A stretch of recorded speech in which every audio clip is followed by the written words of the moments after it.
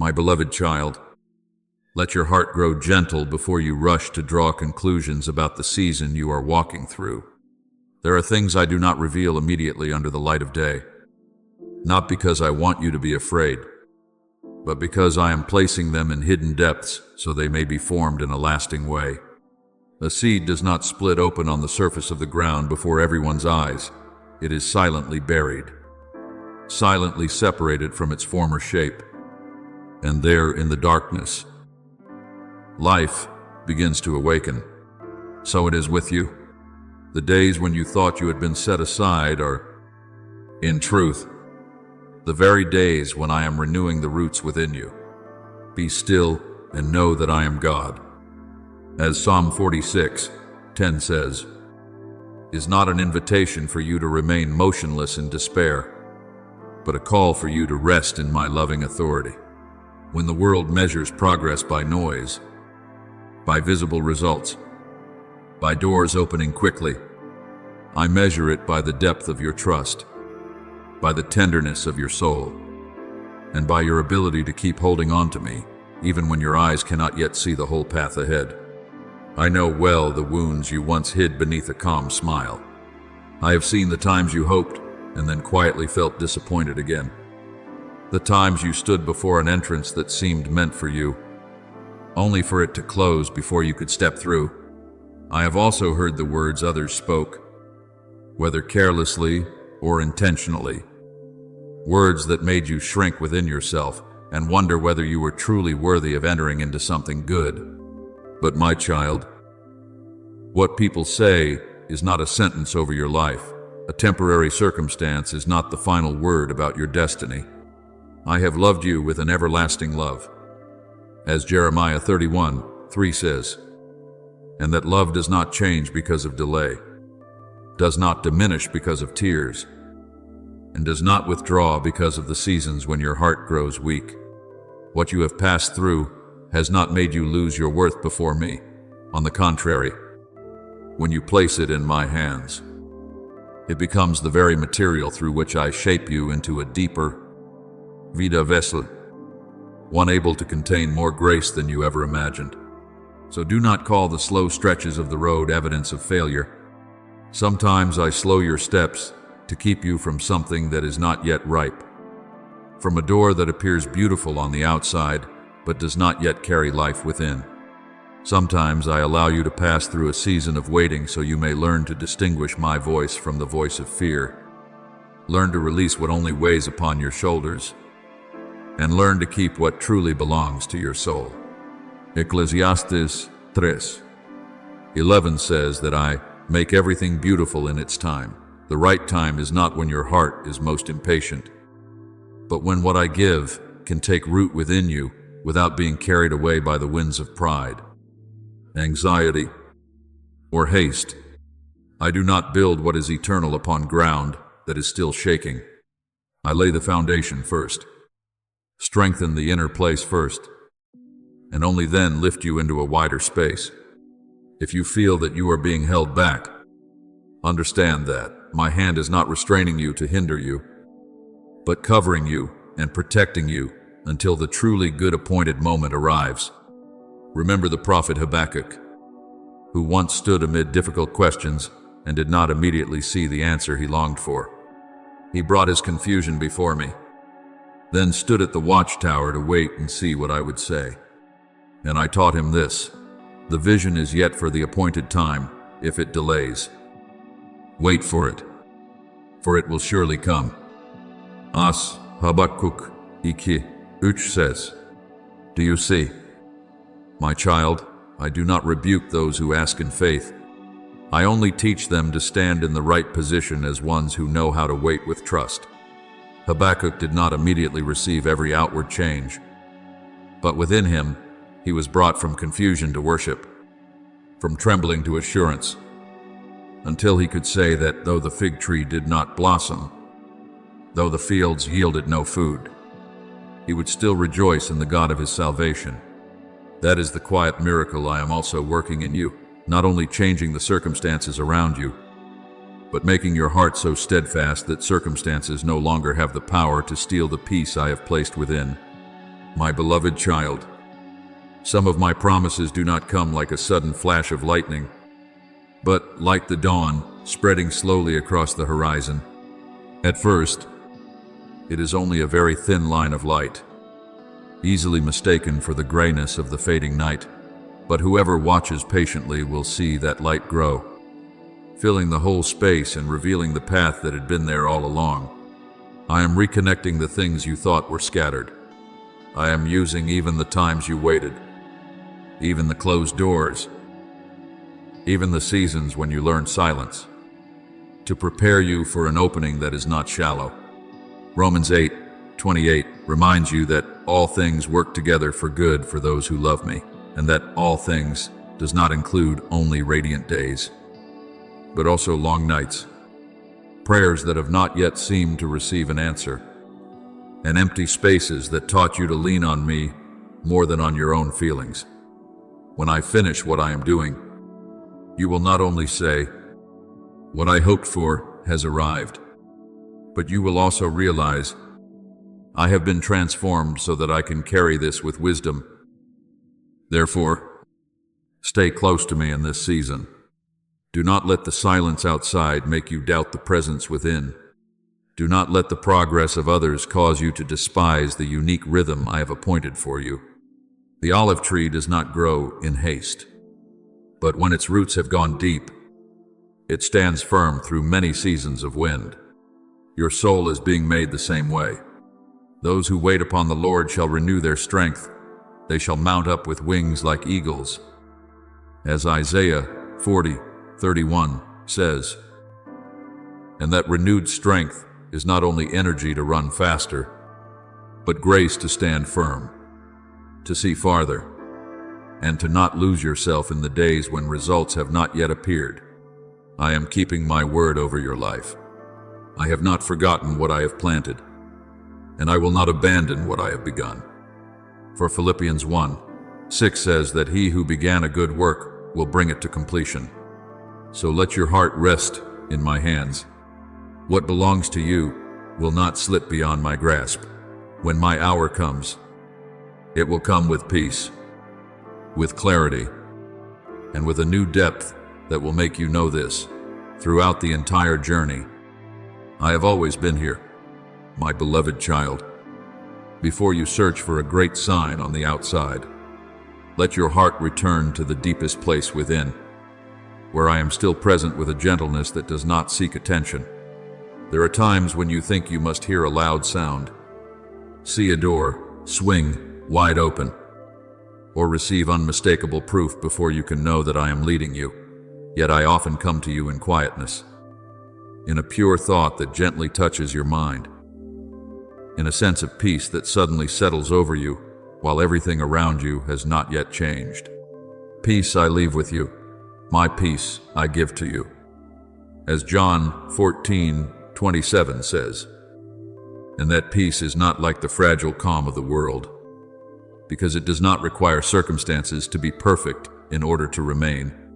Breathe in as one who is receiving grace. Breathe out as one who is surrendering burdens, and you will realize that I have never been far away. I am nearer to you than every fear, nearer than every unanswered question, nearer even than the thing you have quietly longed for, but have not yet dared to name. In that stillness, I am teaching you to discern what comes from me and what only brings confusion to your soul.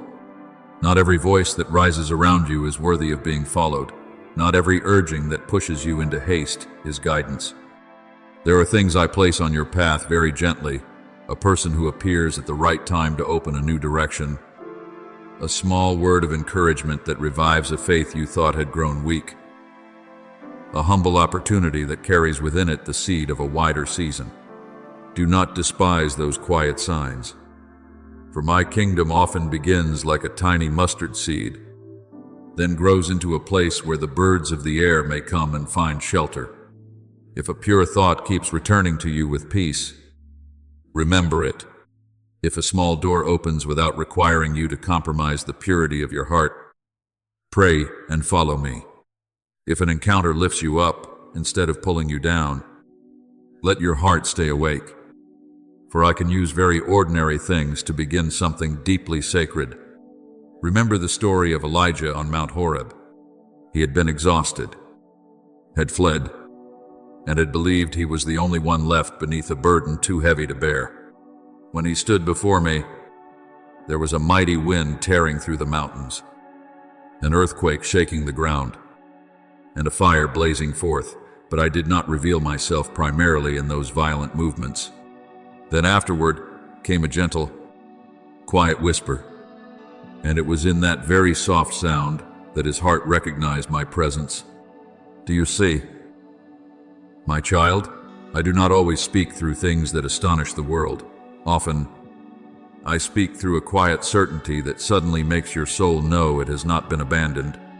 Therefore, do not fear the quiet days. Do not think I am not working simply because the sky has not thundered. I may be preparing a path beneath the surface, softening the dry layers of soil within your heart, and bringing living water to the places that have long been cracked by waiting.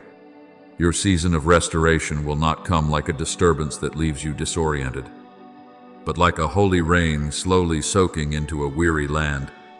I am not only restoring the things you can see, I am also healing the way you see, the way you hear, the way you believe, and the way you receive. There are things that were once covered that I will bring into the light at the right time, not so that you may boast, but so that you may understand that nothing lies beyond my reach. There are delays that once wounded your heart that I will rearrange into the rhythm of grace. There are things that once seemed unclear that will gradually become plain, like dawn spreading over the mountaintop, slowly but surely. Behold, I am doing a new thing. Now it shall spring forth. Shall you not know it? As Isaiah 43:19 says. That new thing is not only a new circumstance, but a new person within you, steadier, gentler, able to wait without bitterness, able to hope without panic, able to walk forward without needing to control every detail. I have not forgotten what I have planted within you. My word is not weakened by the passing of time, nor is it delayed by the noise of the world. When I speak, time must serve my purpose. When I open, no one can shut. When I prepare, no one can destroy the foundation I am laying. The Lord is faithful in all his words. As Psalm 145:13 says, so you do not need to use your own strength to force a door to move before its appointed hour. There are doors that open only when you stand in the right place of obedience, in the right rhythm of peace, in the right posture of trust. If you try to push them open with anxiety, you will grow weary before you even step inside. But if you move according to the rhythm by which I lead you, you will see what once felt heavy suddenly become light, what once seemed far suddenly draw near, and what once appeared locked suddenly open in a way you could never have produced on your own. It is not your cleverness that brings forth the miracle, but my faithfulness, quietly completing what I have begun. So today, when your heart feels slightly heavy, do not rush to call it a sign of failure. See it as an invitation to return to me. Place your hand upon your chest. Slow your breathing, and let my word warm the places that once grew cold from disappointment. I am lifting you with a hand that is both gentle and powerful. I do not hold you to imprison you, but to keep you from falling as the new season draws near. Let hope rise within you like a lamp being filled with oil. Let gratitude open your eyes to the small blessings you once passed by. Let your smile return, not because everything has already been completed before your eyes, but because you now know with certainty that the one working behind all things is your Father. When you praise me before you see the fullness, the darkness of doubt will slowly lose its power. When you give thanks while you are still waiting, the ears of your heart will hear the footsteps of the new season approaching. My beloved child, be at peace. I am here. I am leading you, and what I have prepared will come in the beauty of its appointed time. My beloved child, when I bring you near to a threshold appointed in my plan. The first thing I often do is not to make everything outside change dramatically, but to make the inside of you bright again. A gentle clarity begins to flow through your mind. The questions that were once tangled together like knotted threads are gradually loosened. The things you once viewed through fear are now seen through wisdom. That is when you realize that I do not lead you through panic, but through peace. God is not a God of disorder, but of peace. As 1 Corinthians 14:33 says, "Therefore, when order returns, when your soul is no longer pulled apart by too many voices, when you know what needs to be released, what needs to be kept, and which path must be taken, understand that my hand is rearranging the house within you before I enlarge the space around you. I do not want you to step into a new season with a heart still filled with old drawers that have not yet been cleared out. I want my light to pass through every hidden corner, touch every secret worry, and put everything back in its rightful place. There is a very unusual joy that I place in the hearts of those who are drawing near to the time of revealing. This joy is not loud like a shout of victory before a crowd, nor does it depend on whether you already hold the result in your hands. It is like the first bird beginning to sing before the sun has fully appeared. It tells your soul that the night has grown thin, even while your natural eyes still see darkness. Suddenly, you find that you can smile without needing to explain. Be courageous without forcing yourself, and hope without having complete evidence. That is the sign of a heart that has heard the rhythm of heaven. The Lord is my strength and my shield. My heart trusts in him, and I am helped, therefore my heart rejoices. As Psalm 28:7 says, "Do you see, my child? True joy does not wait until everything is finished before it appears. It comes when you know with certainty that I am working, preparing, and placing the pieces exactly where they belong, even though you cannot yet see the whole picture. But, my beloved child, I also teach you that a new door is not only an invitation to step into blessing, but also an invitation to grow into maturity. What I give is not an ornament for you to display yourself, but a holy seed for you to guard through an upright life. A gift needs a clean vessel. A calling needs a disciplined heart. A great opportunity needs a person who is faithful in small things. Whoever is faithful in very little is also faithful in much. As Luke 16:10 says, "So value your words, and do not let your lips sow anything contrary to love. Value the quiet choices, because it is precisely where no one sees that your character is built. Live generously, but not ostentatiously. Be tender, but not weak. Be truthful, but do not wound others with a harshness that lacks love. These things are not burdens placed upon your shoulders, but fences of grace protecting what I am about to entrust to you." Remember Nehemiah, who heard that the walls of Jerusalem had been broken down, and whose heart ached as though his own home had been left desolate. He did not rush forward in haste, nor did he allow sorrow to turn into despair. He fasted, prayed, waited for the right time, and then, when I opened the way before the king, he moved with wisdom and courage. Nehemiah did not merely receive an assignment, he received the responsibility to rebuild each broken place in order. Some mocked him, others threatened him, and weary nights settled over the people. Yet he still placed one person beside another, one family beside another, each one rebuilding the section of the wall in front of them. And when the enemy tried to pull him down in order to distract him, he replied that he was doing a great work and could not come down. So it is with you.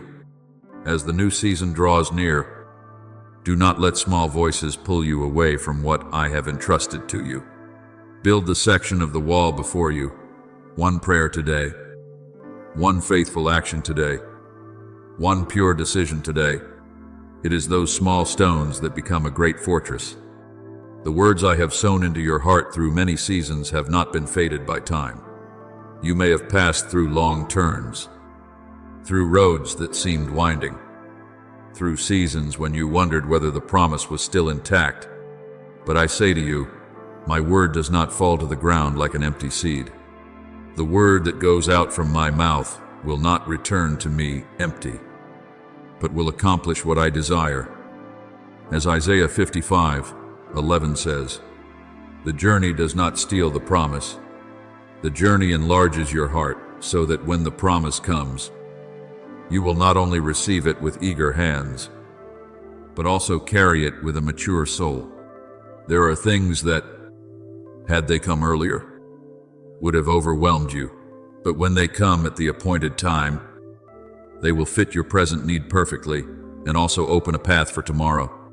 I do not give only so that you may be comforted. I give so that you may become a source of comfort.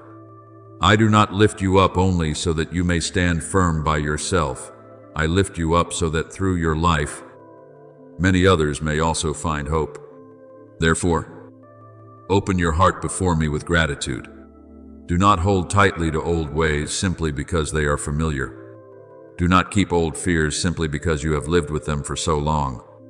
Let my light enter the inner rooms you once locked away, the places that hold dust-covered memories, dreams that were set aside, and prayers you thought had become too late. I am continuing to write your life with a pen that does not tremble. Arise, shine, for your light has come. As Isaiah 60:1 says, today, you do not need to step into the new day with the posture of someone passively waiting for fate. Step into it as a child being led by your Father. Call this the day when I make clear what needs to be made clear. Arrange what needs to be arranged, and awaken what needs to live again. I know exactly which person needs to come, which door needs to open, and which moment needs to reveal what has been hidden.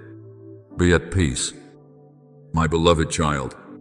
I am bringing everything into its rightful place, without haste, without error, without lack, and even in this very hour, my hand is still working on your behalf. My beloved child, let this word go deeper than every remaining doubt in your heart. I do not begin anything only to abandon it halfway. When I plant a word in your soul, that word does not drift like a fragile echo in the wind, but is placed in power, preserved in faithfulness, and covered by my eternal purpose. My word that goes out from my mouth will not return to me empty, but will accomplish what I desire.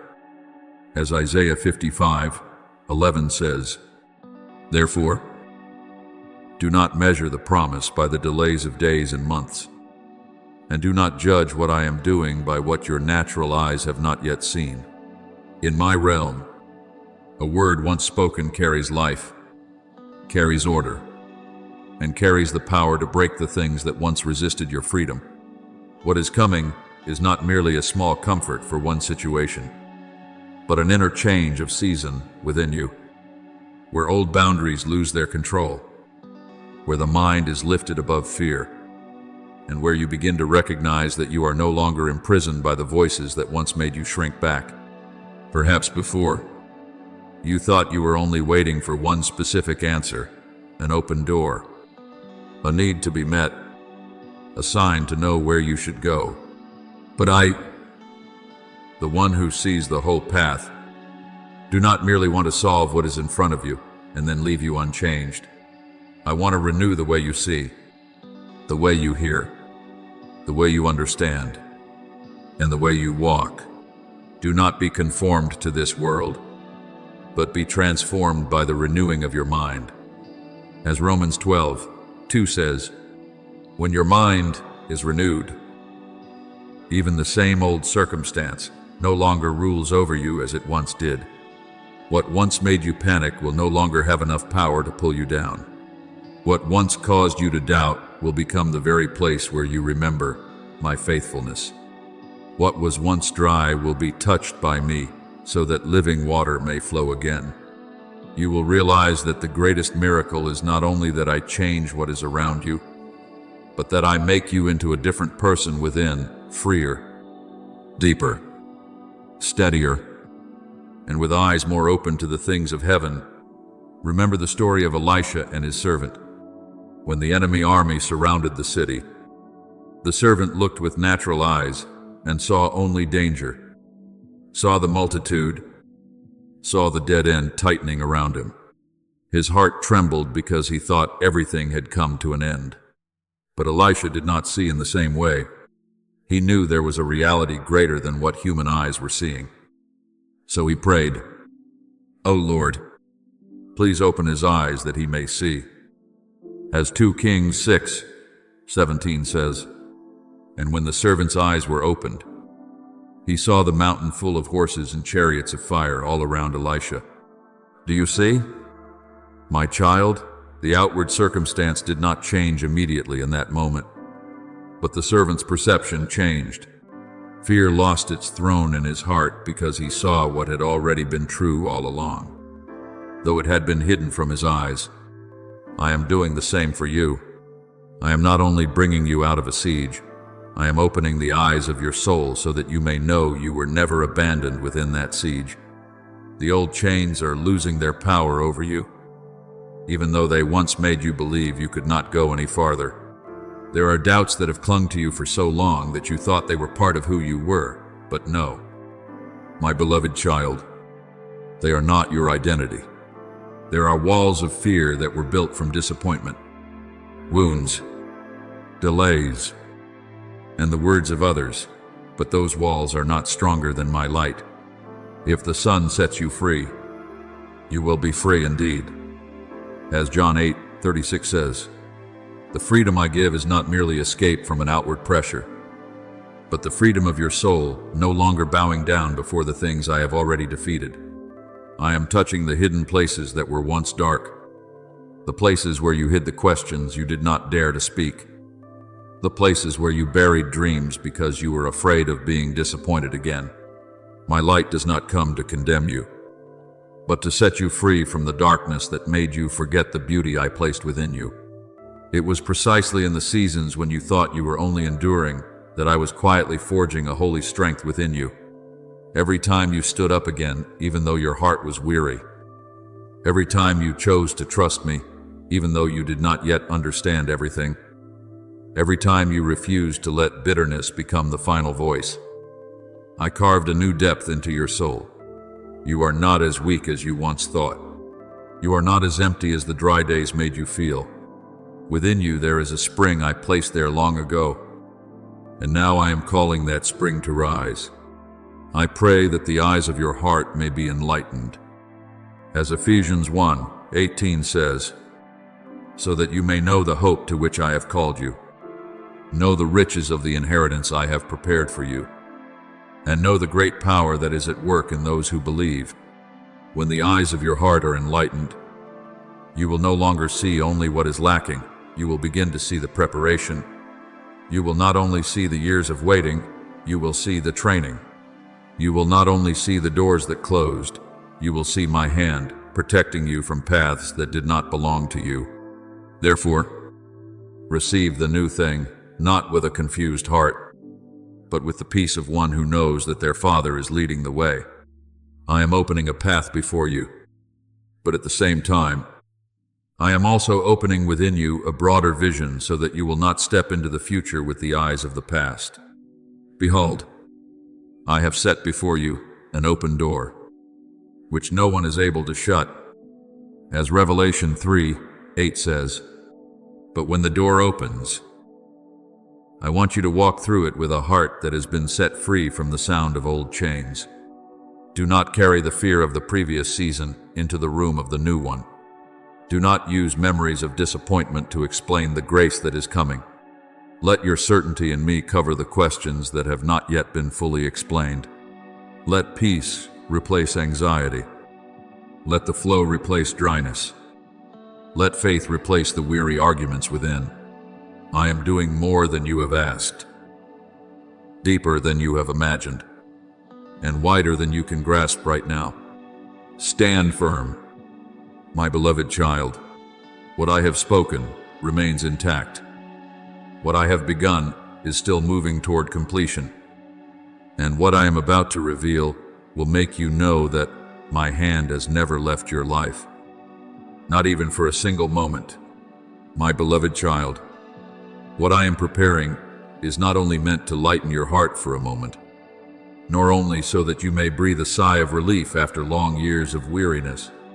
I am opening a wider movement, where what I touch within you will continue to flow through you and touch many other lives.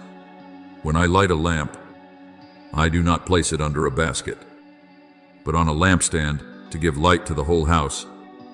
As Matthew 5:16 reminds you that your light must shine before others, so that they may see your good works and glorify your Father in heaven. Therefore, do not see the change within your heart as something small and private. Every time you are healed from fear, your family also receives a more peaceful atmosphere. Every time you choose hope instead of bitterness, those around you also see that faith is not an empty word, but a quiet yet enduring life force that can soften even the lands that have grown dry and barren.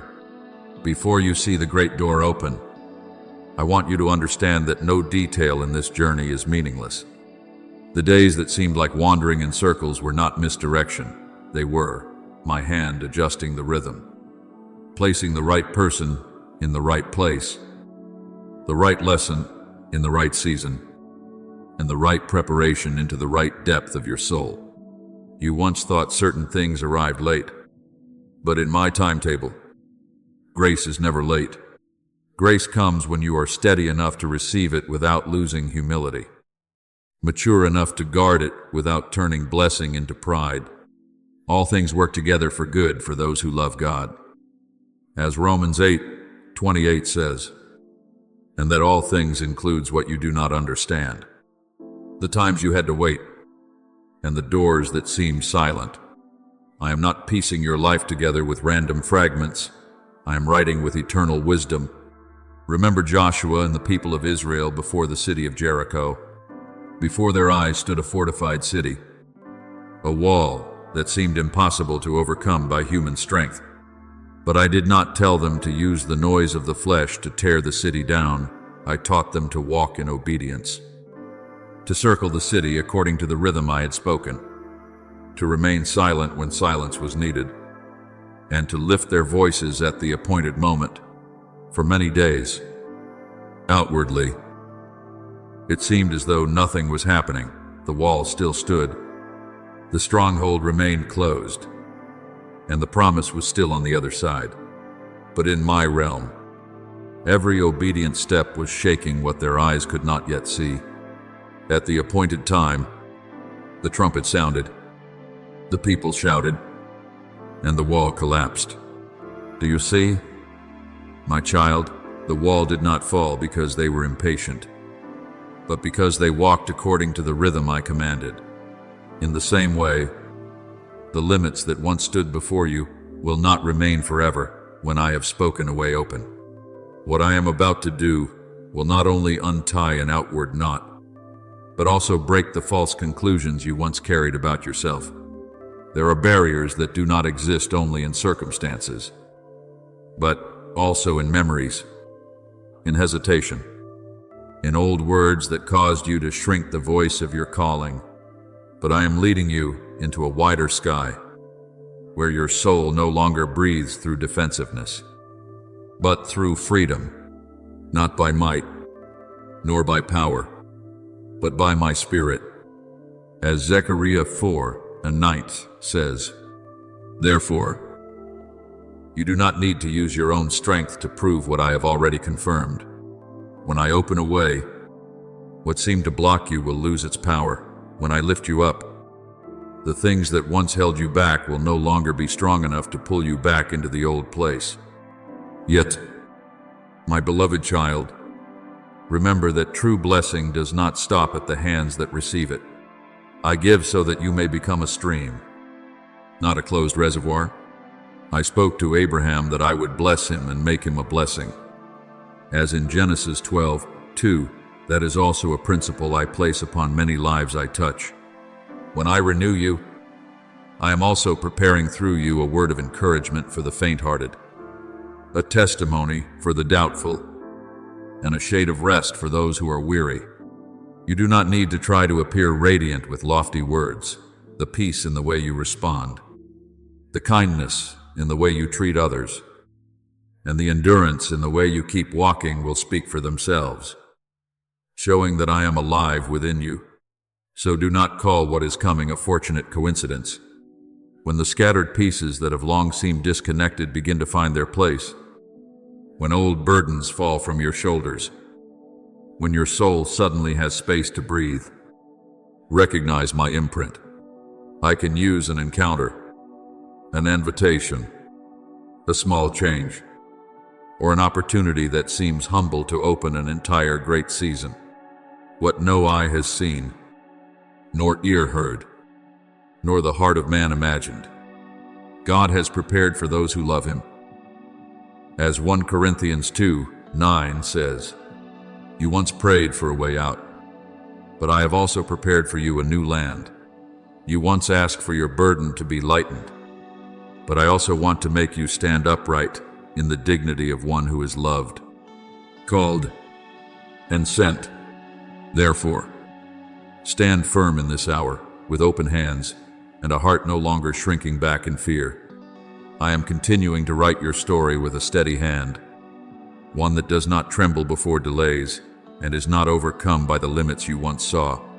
What I do will be deeper than a temporary solution, wider than a single private joy, and more beautiful than what you imagined during the nights of quiet prayer. As the new season begins to dawn, step into it with gratitude, humility, and a determination to guard the light I entrust to you. Then you will look back and understand that I did not merely bring you past a wall. I led you into an open sky, where faith has evidence, where peace has a voice, and where your life becomes a living testimony that I am the faithful one, who fulfills everything I have promised in my perfect time. My beloved child, let your heart recognize that what I am doing in this season is not only an outward change, but a holy movement in the deepest foundation of your soul. I am not only touching the things you can see with your eyes, I am also entering the quiet inner rooms, where there are dreams once covered with dust, desires that grew silent because of disappointment, and flames that once burned brightly but were left smoldering beneath the ashes by long seasons. You thought some things had closed forever, but before me, what has fallen asleep can still awaken. What has withered can still become green again. And what you once called an ending can become the place where I begin a new chapter. Behold, I make all things new. As Revelation 21:5 says, that word does not speak only of a distant future, but also touches your very today, where I am renewing the way you hope, the way you see yourself, and the way you receive the small signs of grace that are beginning to sprout. Therefore, do not be confused if a longing suddenly rises within your heart, one you thought you no longer had the strength to carry. Do not take lightly a pure thought that unexpectedly appears, a gentle direction that keeps returning to your mind, or a new dream that makes your heart both tremble and shine. Perhaps it is not merely the impulse of emotion, but my breath moving across old ground, just as I once brought Ezekiel before the valley full of dry bones, where everything before his eyes seemed to have lost every sign of life. I asked him, "Son of man, can these bones live?" And when my word was spoken, bone came together with bone, sinews and flesh covered them, and then breath came, causing a great army to rise. Do you see? My child, I am not afraid of the dry places within you. I do not avoid the things you believe are too late. I can call life back right in the place where you see only ruins, and I can make what seemed buried become a testimony of my restoring power. But, my beloved child, when new life begins to move. Walk with a watchful heart. There are moments in life that are not simply one small choice for today, but a door opening into a different sequence of days. What you decide in this season will shape the way you enter what I am giving. Do not let old habits lead you back into a narrow land simply because it is familiar. Do not let yesterday's fear misinterpret today's invitation. Forget the former things. Do not dwell on the things of the past. As Isaiah 43:18 says, not because the past is meaningless, but because you cannot cling tightly to old ashes and still receive the new fire. I am not calling you out only for you to turn back and live as though you were still bound. I am calling you into a wider space, where your heart learns to breathe in freedom, where faith no longer shrinks because of past disappointments, and where my glory is revealed through your quiet maturity. What I give you will not stop at being just enough for you to survive each day. I am the one who leads you beside green pastures and still waters. I do not only want you to be rescued from exhaustion, but also nourished so that you may become a source of strength for others. When I restore, I do not merely gather each broken piece and return you to your old shape. I use those very pieces, those very cracks, and those seasons of refining to build something deeper, stronger, and able to hold more. I will restore to you the years that the locust has eaten. As Joel 2:25 says, my restoration is not a cold calculation, but grace that turns what was once lost into fertile ground for a fruitful season. You asked me to heal you, but I also want to make your life a place where others can see that hope is real. You asked me to answer a hidden ache, but I am also placing in your hands a vision wider than your own need.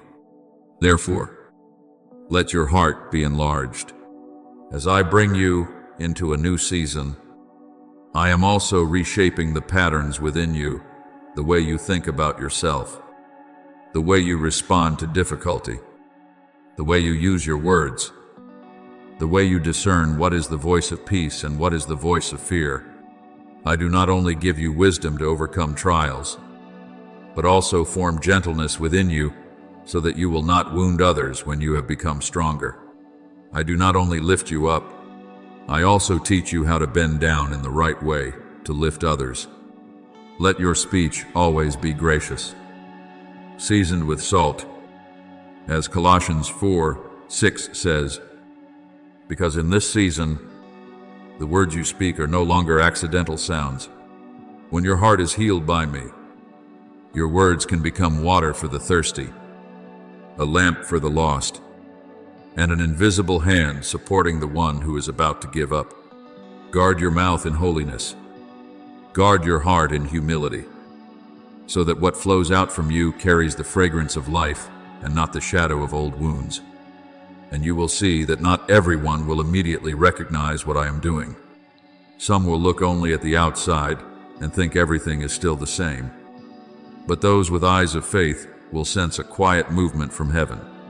They will recognize in you a new steadiness, a peace that cannot be faked, a light that does not need to display itself, yet still causes darkness to retreat. The fruit of the light is found in all goodness, righteousness, and truth. As Ephesians 5:9 says, therefore, through your renewed life, I will speak things that words alone could never fully express. Let others see me through the way you remain patient, through the way you forgive, through the way you continue to believe when you do not yet have full evidence in your hands. That is the most living testimony, a person who was once weary now standing firm in grace. So today, walk slowly but surely. Open your heart without rushing, and hope without pride.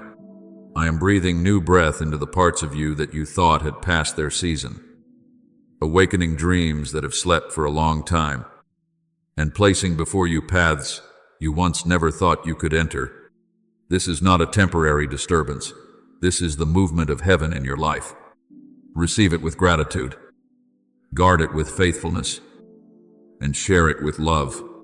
I am making the inside of you wider so that the outside of your life can go farther.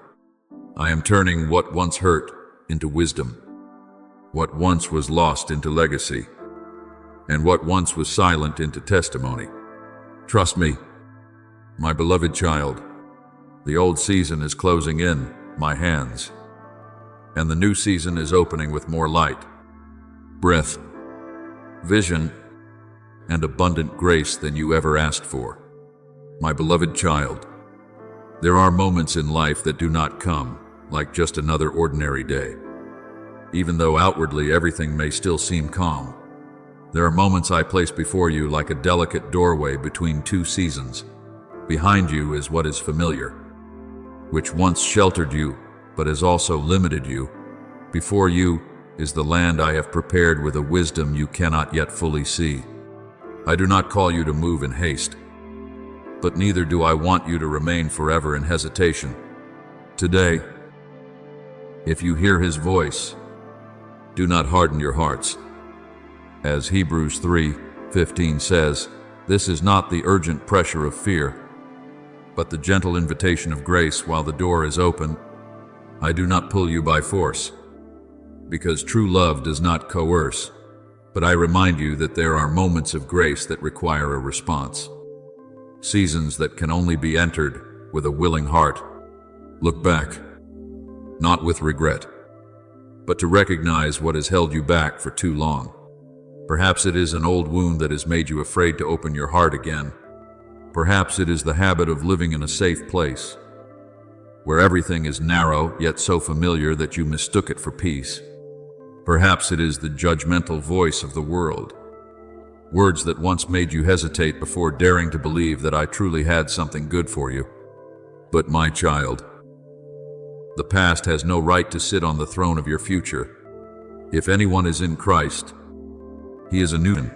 The old has passed away. Behold, all things have become new. As 2 Corinthians 5:17 says, the old things may have taught you, refined you, and made you deeper, but they are not allowed to imprison you. I did not heal you so that you would continue living as though you were still in chains. I healed you so that you could rise with empty, lightened hands, wide enough to receive what I am now giving. Remember Esther, who was placed in the palace at a time no one expected. Outwardly, her position seemed like a personal change, but in my eyes, it was a place prepared for an hour of deliverance for her people. When danger drew near, she could have remained silent to keep herself safe, hidden behind the comfort of the palace, and allowed fear to make her ignore the call. But Mordecai reminded her that perhaps she had come to the royal position for such a time as this. As in Esther 4:14. Do you see? My child, some of my invitations are not only about your comfort, but also about the lives that will be touched through your obedience. When Esther stepped beyond fear, she did not merely preserve an opportunity, she stepped into the deeper meaning of her life. So it is with you. What I am placing before you today may be far greater than your passing emotions. Therefore, do not confuse wise waiting with delay caused by fear. Waiting in me brings peace, clarity, and trust. But hesitation born of doubt often wearies your soul, leaving you standing between two shores without truly resting in either place. I want you to discern by the light of the Holy Spirit, not by the noise of old memories. If any of you lacks wisdom, let him ask God, who gives generously to all. As James 1:5 says, ask me what is caution that comes from wisdom, and what is only fear, wearing a garment that makes it appear reasonable. When I give light, you will see clearly. There are things you need to lay down, not because they are bad, but because they have completed their role. There are familiar paths you must leave, not because they were meaningless, but because they are no longer wide enough for what I am about to do within you. I know that stepping across a new threshold can make your heart tremble. I do not take that trembling lightly. I see the part of you that still remembers past disappointments, still fears that if you hope once more, you may be hurt once more. But courage does not mean you no longer tremble. Courage means placing that trembling hand into mine and continuing to walk. Be strong and courageous. Do not be afraid. Do not be dismayed. For the Lord your God is with you wherever you go. As Joshua 1:9 says, when the people of Israel stood before the Jordan River, the waters did not part while they remained far away, merely watching. The river opened a way when the feet of the priests touched the edge of the water in obedience. Some miracles are the same. My beloved child, they are revealed when you step according to my word, not when you wait for every risk to disappear from sight.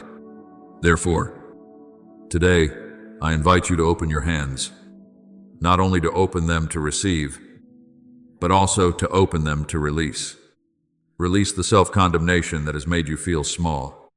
Release the worry that you are not worthy enough.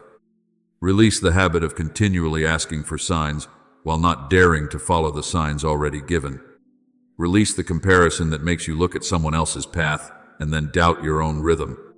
Let us lay aside every weight and the sin that so easily entangles, and let us run with endurance the race set before us. As Hebrews 12:1 says, the road before you does not need hands tightly gripping the past. It needs a tender heart, a faith that knows how to respond, and a soul willing to let me lead it into a wider sky.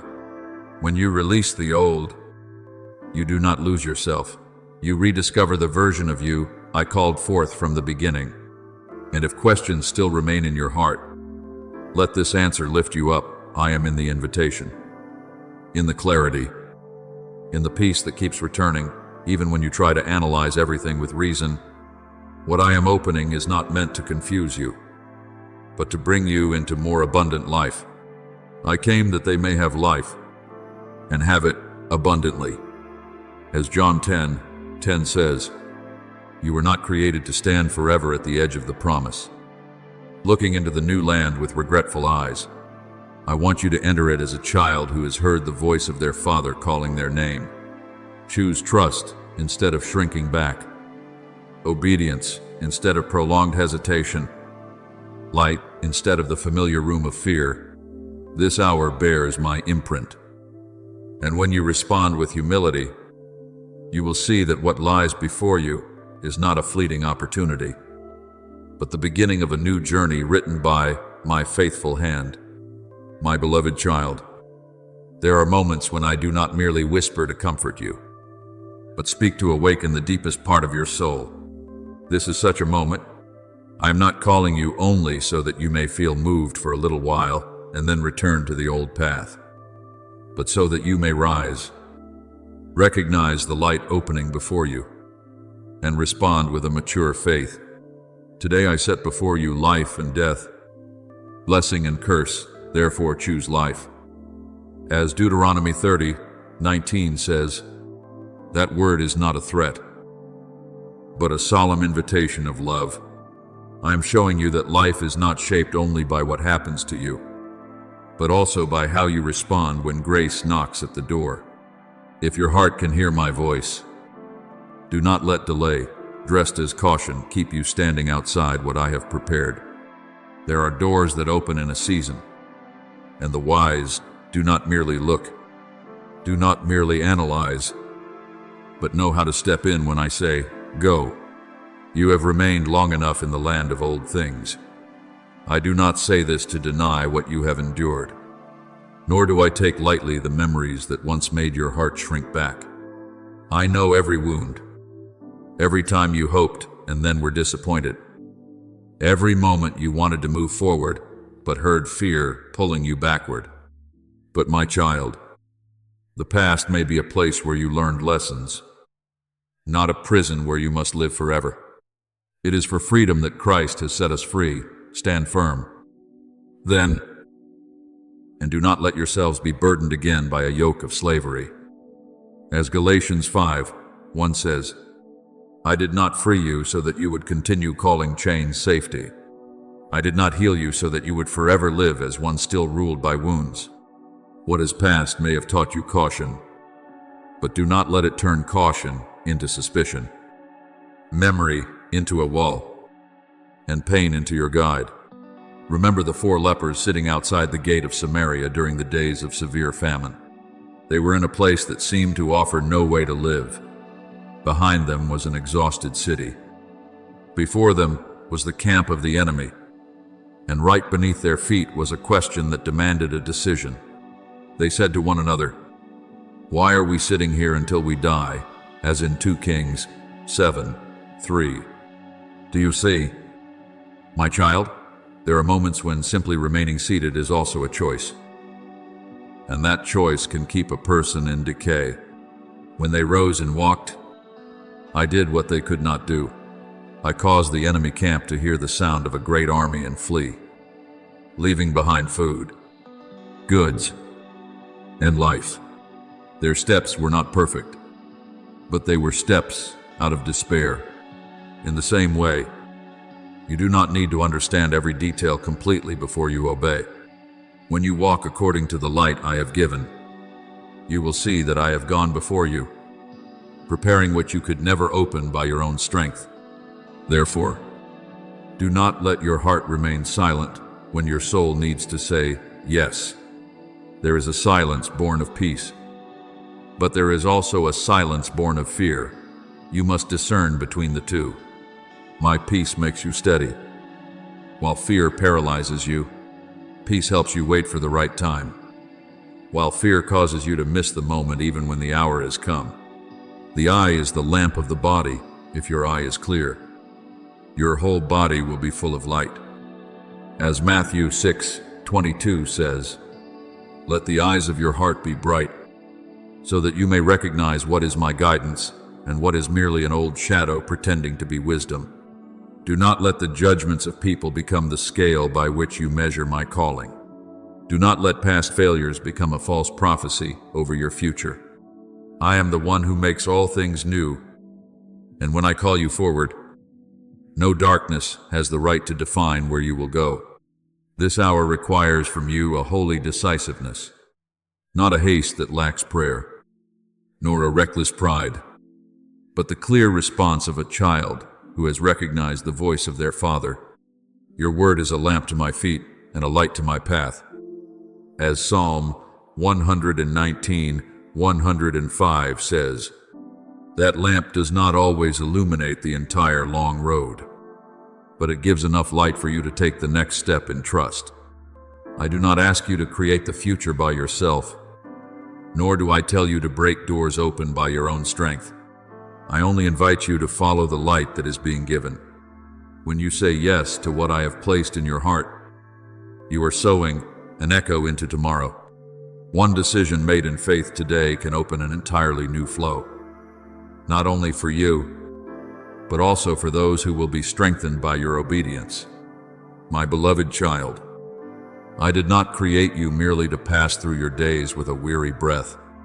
I created you to live in fullness, to carry light, to stand firm in truth, and to enter the spiritual land I prepared for you long ago.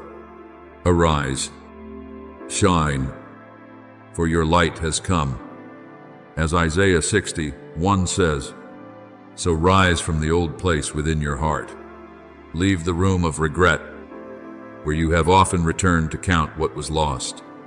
Open the door for hope to come in, for faith to lead the way, and for truth to loosen the invisible chains. I am with you in this transition. I do not call you and then leave you alone at the crossroads. My hand will hold you, my word will guide you, and my spirit will strengthen you. Respond, my beloved child. Choose life, choose light, choose freedom, and you will see that you are not stepping into emptiness, but into a new season prepared by my faithful love.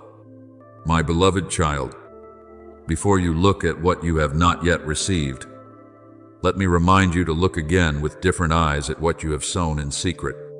There are seeds you planted with tears, prayers you whispered in the night when no one heard, acts of kindness you carried out and then quietly walked away from, thinking they had disappeared into the emptiness of ordinary life. But in my realm, nothing that comes from love is ever lost. God is not unjust so as to forget your work and the love you have shown. As Hebrews 6:10 says, therefore, do not think your hidden faithfulness is meaningless. I saw when you still chose what was right, even though your heart was tired. I saw when you did not answer bitterness with bitterness, when you did not allow wounds to turn you into someone hard-hearted. I saw when you continued to believe, even though the answer had not yet appeared, even though others did not understand, even though there were moments when you yourself had to lift your own heart up from the depths of doubt. There are tears you once wiped away quickly because you did not want anyone to notice. But before me, they have never been a shameful weakness. They are the voice of a soul that still knows how to love, still knows how to hope, and still knows how to seek me in the hours when no other support remains. Psalm 56:8 says that your tears are recorded in my book, as though each one is cherished and kept by me. Do you see? My child, I do not only count your radiant victories, I also acknowledge the times you stood firm when no one applauded, the times you swallowed your sorrow and still spoke kindly, the times you knelt down to pray even while your heart was trembling. The world often sees only the result, but I see the source within. The world may overlook someone who lives quietly, but I do not overlook faithfulness offered with the whole heart. Dịch từ nội dung bạn gửi.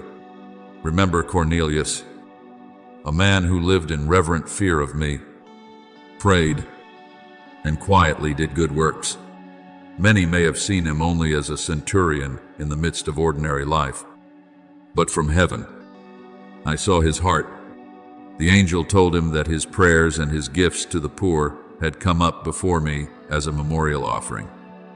As in Acts 10:4, my beloved child, that is how heaven sees sincerity.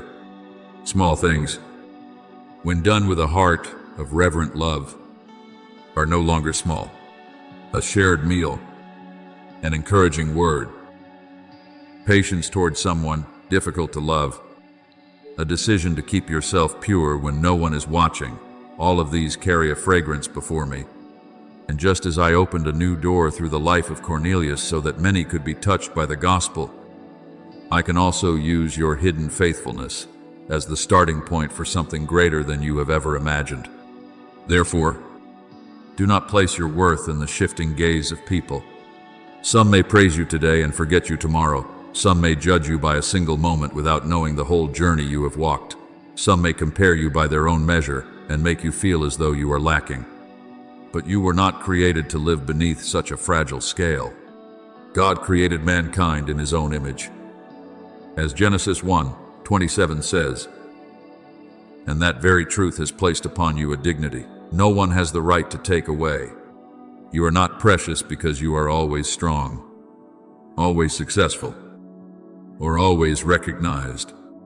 You are precious because you belong to me, because my imprint is within you, because my breath has been placed in your life, and because my love called you by name before you ever knew how to prove yourself to the world. I know there were seasons when you felt hidden, like a lamp placed in a room where few people entered. You wondered whether your efforts would ever be noticed, whether your kindness had been wasted, whether your quiet faith was truly making anything meaningful. But I say to you, light does not lose its nature simply because many have not yet seen it. Salt still has value even when it is not praised. Yeast still makes the whole dough rise even as it disappears in silence.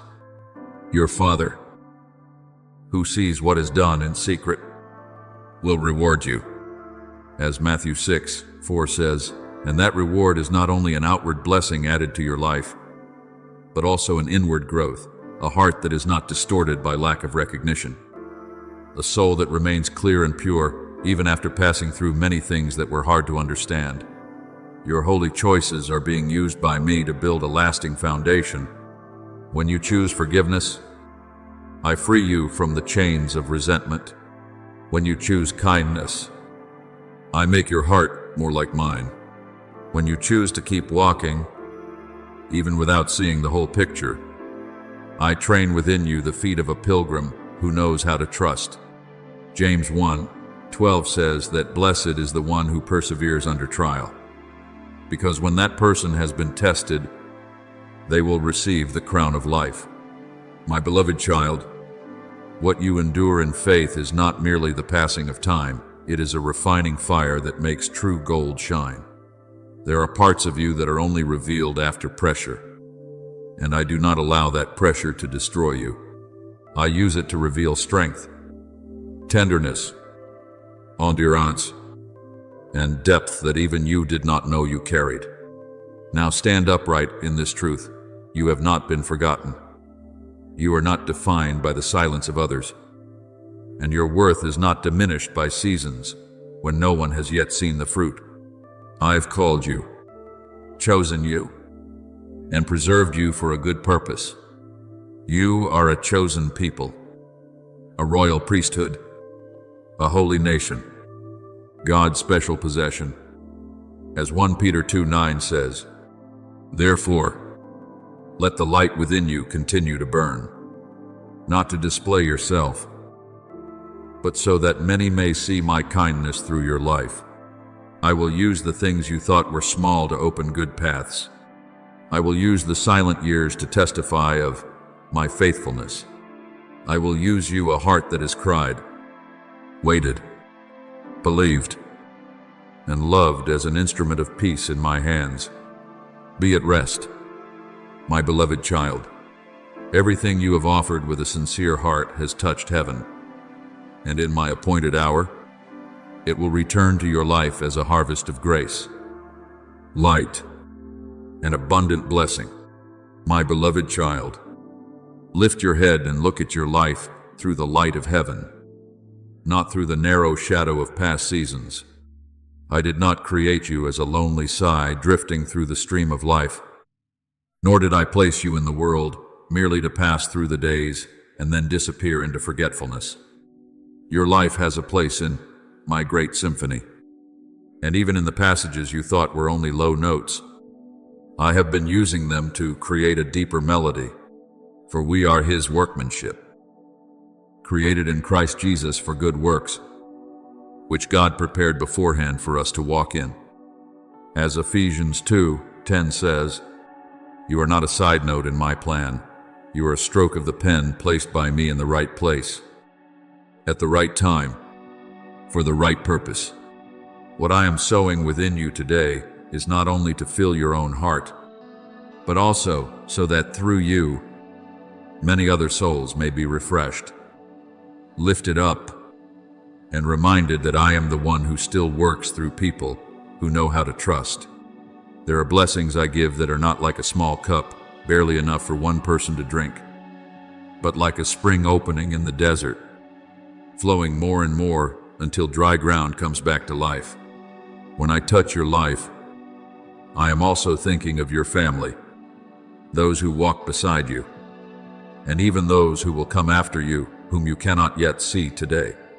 The peace I place within you will become an atmosphere others can breathe. The faith I forge in you will become a lamp for someone trying to find their way through the night. The patience you learn through trials will become encouragement for someone who is close to giving up. Out of his heart will flow rivers of living water. As John 7:38 says, do you see, my child, I do not fill you only so that you may keep it for yourself, but so that through your life there may be a flow. A vessel truly used by me does not take pride in being full, but rejoices in being poured out in love. Remember Abraham, whom I called out from the familiar to step into a journey he could not yet see in full. When I told him that I would bless him and make him a blessing, it was not only for one lifetime, but the beginning of a flow through many generations. He had long days of waiting, silent stretches when the promise seemed distant, and moments when his aging body faced what human eyes considered impossible. But my word is not worn down by age, time, or circumstance. From one man who knew how to believe, I raised up a lineage from one promise spoken in a lonely place. I opened a history of grace, my beloved child. I can also use your quiet obedience today to lay the foundation for things tomorrow that are greater than you currently understand. Sometimes, one faithful decision of yours will become a doorway for your descendants. Sometimes one tearful prayer of yours will become a spiritual covering for those who come after you. Therefore, do not see the seasons you endured in silence as years that were lost in my hands. Sorrow is refined into wisdom. Waiting is transformed into depth. And healed wounds become places where light passes through. You once thought certain things only made you weary, but I use those very things to make you into someone who can support others with true compassion. God comforts us in all our troubles, so that we can comfort those in any trouble with the comfort we ourselves receive from God. As 2 Corinthians 1:4 says, when you speak of my faithfulness, it is no longer theory, it is a testimony soaked with tears, forged through fire, and confirmed by your life. The things you once prayed for in your own night may become guidance for someone who is now standing in theirs. I am building within you a legacy that cannot be eaten away by moths, erased by time, or devalued by the changes of the world. That legacy is not only what you leave in the hands of others, but the light you sow into their hearts, not only material things that can be counted, but faith, kindness, faithfulness, holy living, and the memory of a person who chose to trust me in days when trusting was not easy. Store up for yourselves treasures in heaven, where moths and vermin do not destroy, and where thieves do not break in and steal. As Matthew 6:20 says, you may not know everyone who is watching the way you stand firm. Everyone who is strengthened when they see you refuse to give up. Everyone who is learning to pray through your very perseverance. But I see the threads of grace stretching from your life into the lives of others, like the dawn that does not shine upon only one mountain, but slowly spreads across the entire valley. Therefore, guard what I have placed within you with gratitude and humility. Do not see yourself as so small that you are useless, nor see yourself as so great that you forget all sources flow from me. You are honored not because the world calls your name, but because I have called you with love. You are remembered not because you are always seen, but because your name is before me. You have been given a mission not to carry the burden of proving yourself, but to live as one who knows they belong to a plan greater than themselves. You are a chosen people, a royal priesthood, a holy nation, God's special possession. As 1 Peter 2:9 says, so walk in that dignity. Speak words that lift others up. Sow kindness. Forgive, so the cord of resentment will not be passed into tomorrow. Trust, so the flame of faith will not go out in your house. And when you see blessing begin to flow into your life, do not cover the spring with fear or selfishness. Let it pass through you in purity. Share the encouragement you have received. Give the mercy you have been given. And use the wisdom I have taught you to support those who are still weak. You do not need to do something great in the eyes of the world in order to leave an eternal mark. A timely word, an upright life, a steady faithfulness, an open hand extended in love. All of these can become seeds I use to bear fruit through many seasons. The righteous will flourish like a palm tree. They will grow like a cedar of Lebanon. As Psalm 92:12 says, that is the image of a life deeply rooted in me, not only green for itself, but also giving shade, support, and beauty to the land around it. So keep walking, my beloved child, not as one trying to prove your worth, but as one already affirmed by me. Your life is not empty. The years you have passed through are not meaningless. Your perseverance has not been buried. I am turning what you thought was silent into a song whose echo reaches farther than you imagine. From you, light will spread from your faithfulness. Hope will multiply from the blessing you receive. Many will be touched. Rejoice, because what I sow today will continue to sprout in days you have not yet seen. Be grateful, because you are standing in the long stream of my grace. Be steadfast, because I am the one who turns a small seed into a great harvest. You are part of my holy symphony, and the melody I write through your life will continue to resound, gentle yet powerful, through generations touched by my light. My beloved child, when I shine light upon a place in your life, that light is not only to comfort you, but also to reveal the things that have long been hidden behind the mist of fear. There are thoughts that once slipped into your heart as though they were the truth, but in reality, they were only shadows enlarged by weariness, disappointment, and whispers that did not come from me. There are things that made you tremble for many seasons, but when they are placed under my light, they are revealed to be shadows with no true power. You will know the truth, and the truth will set you free.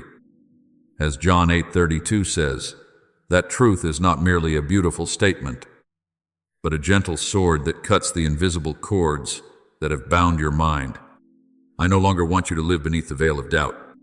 I want you to see clearly. What once frightened you is not greater than I am. What once made you hesitate has no authority over your calling. And what once tried to cover the promise cannot stand firm before my presence. During the days when you were waiting, the adversary tried to plant a distorted story in your heart.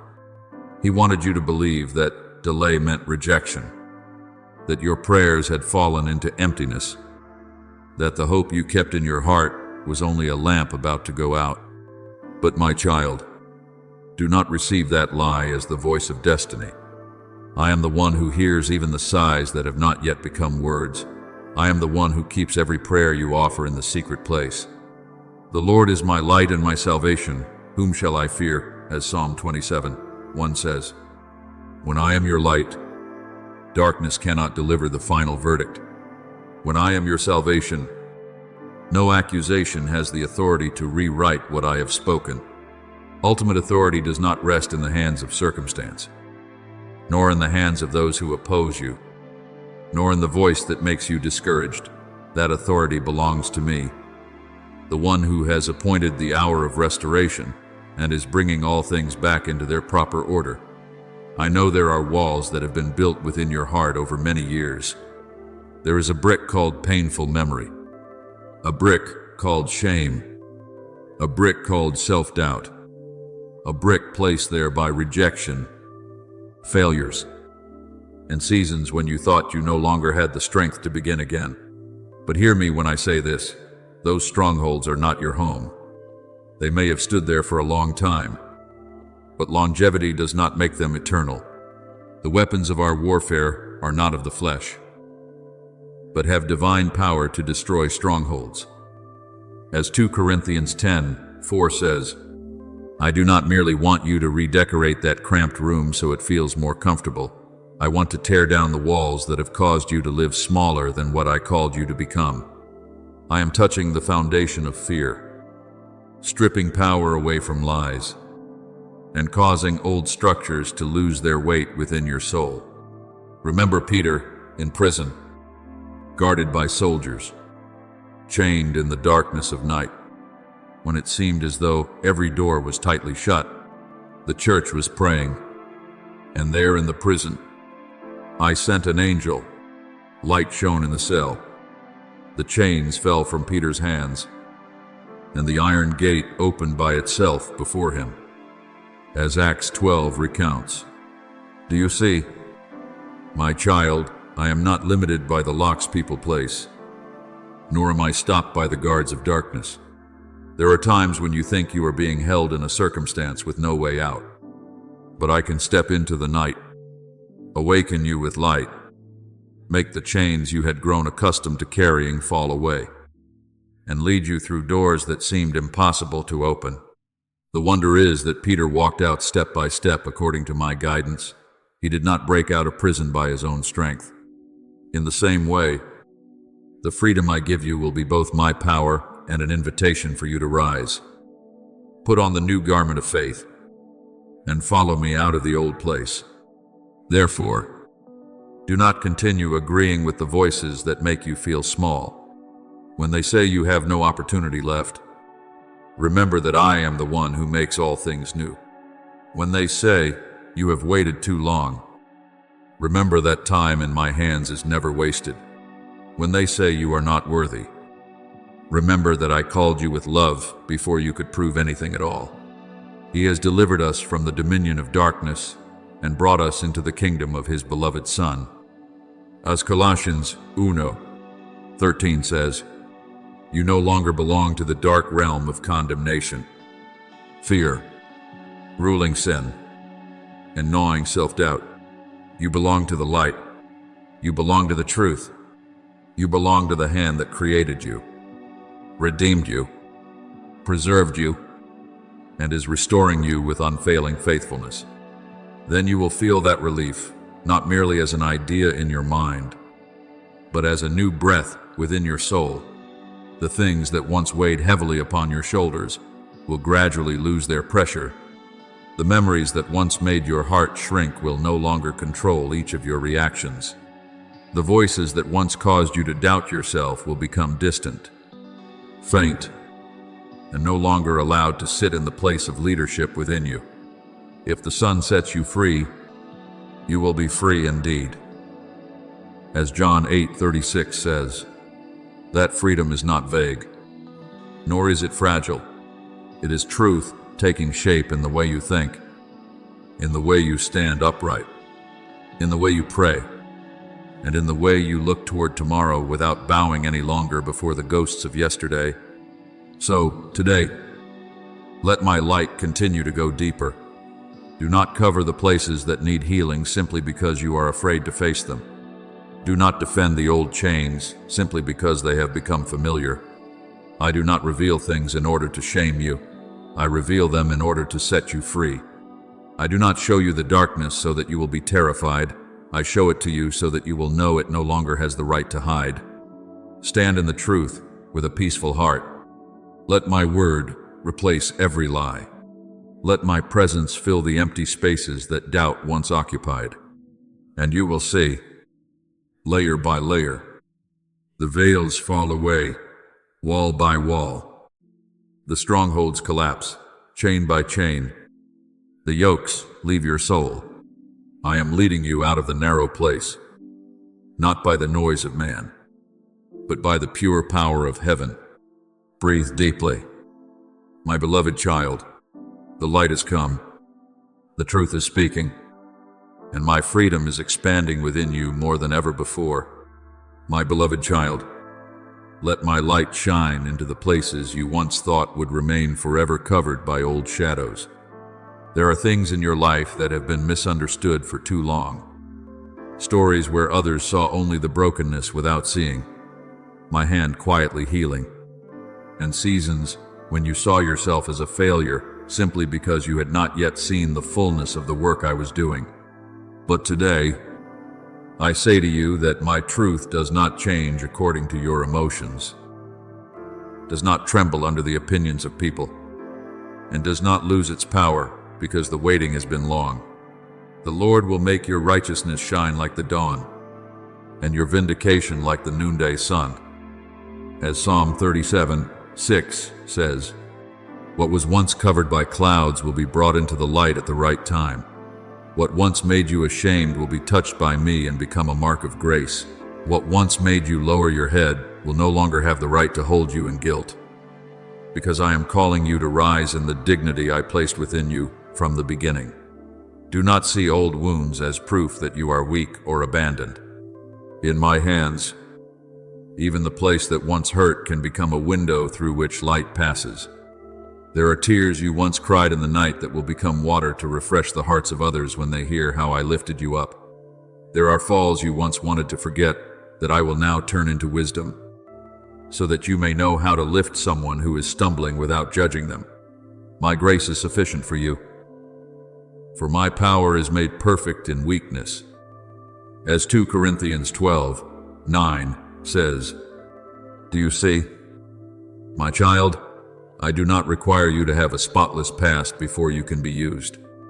I only need a heart willing to let me heal it, willing to let me purify it, and willing to let me turn the broken pieces into a testimony that my mercy is greater than anything that has ever wounded you." Remember Gideon, who once hid in the winepress because he feared the Midianites. In his own eyes, he was small, lacking strength, lacking position, lacking everything needed to become a deliverer. But when my angel came to him, the first word of calling was not based on the condition of his fear, but on what I saw within him. The Lord is with you, mighty warrior. As Judges 6:12 says, "My beloved child, that is how I call you. I do not call you by the name of your fear. I do not define you by the room where you once hid. I do not see you according to the self-doubt you have repeated for so long. I see the seed of courage before you feel courageous. I see the overcomer before you understand that you can rise.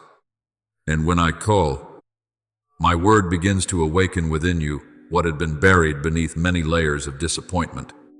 Therefore, do not continue living like someone standing outside the margins of the light. You are not one who has been excluded from the table of grace. You are not a faint shadow outside my plan. I have clothed you with a new dignity, one not given by the world and therefore one the world cannot take away. He has clothed me with garments of salvation and covered me with a robe of righteousness.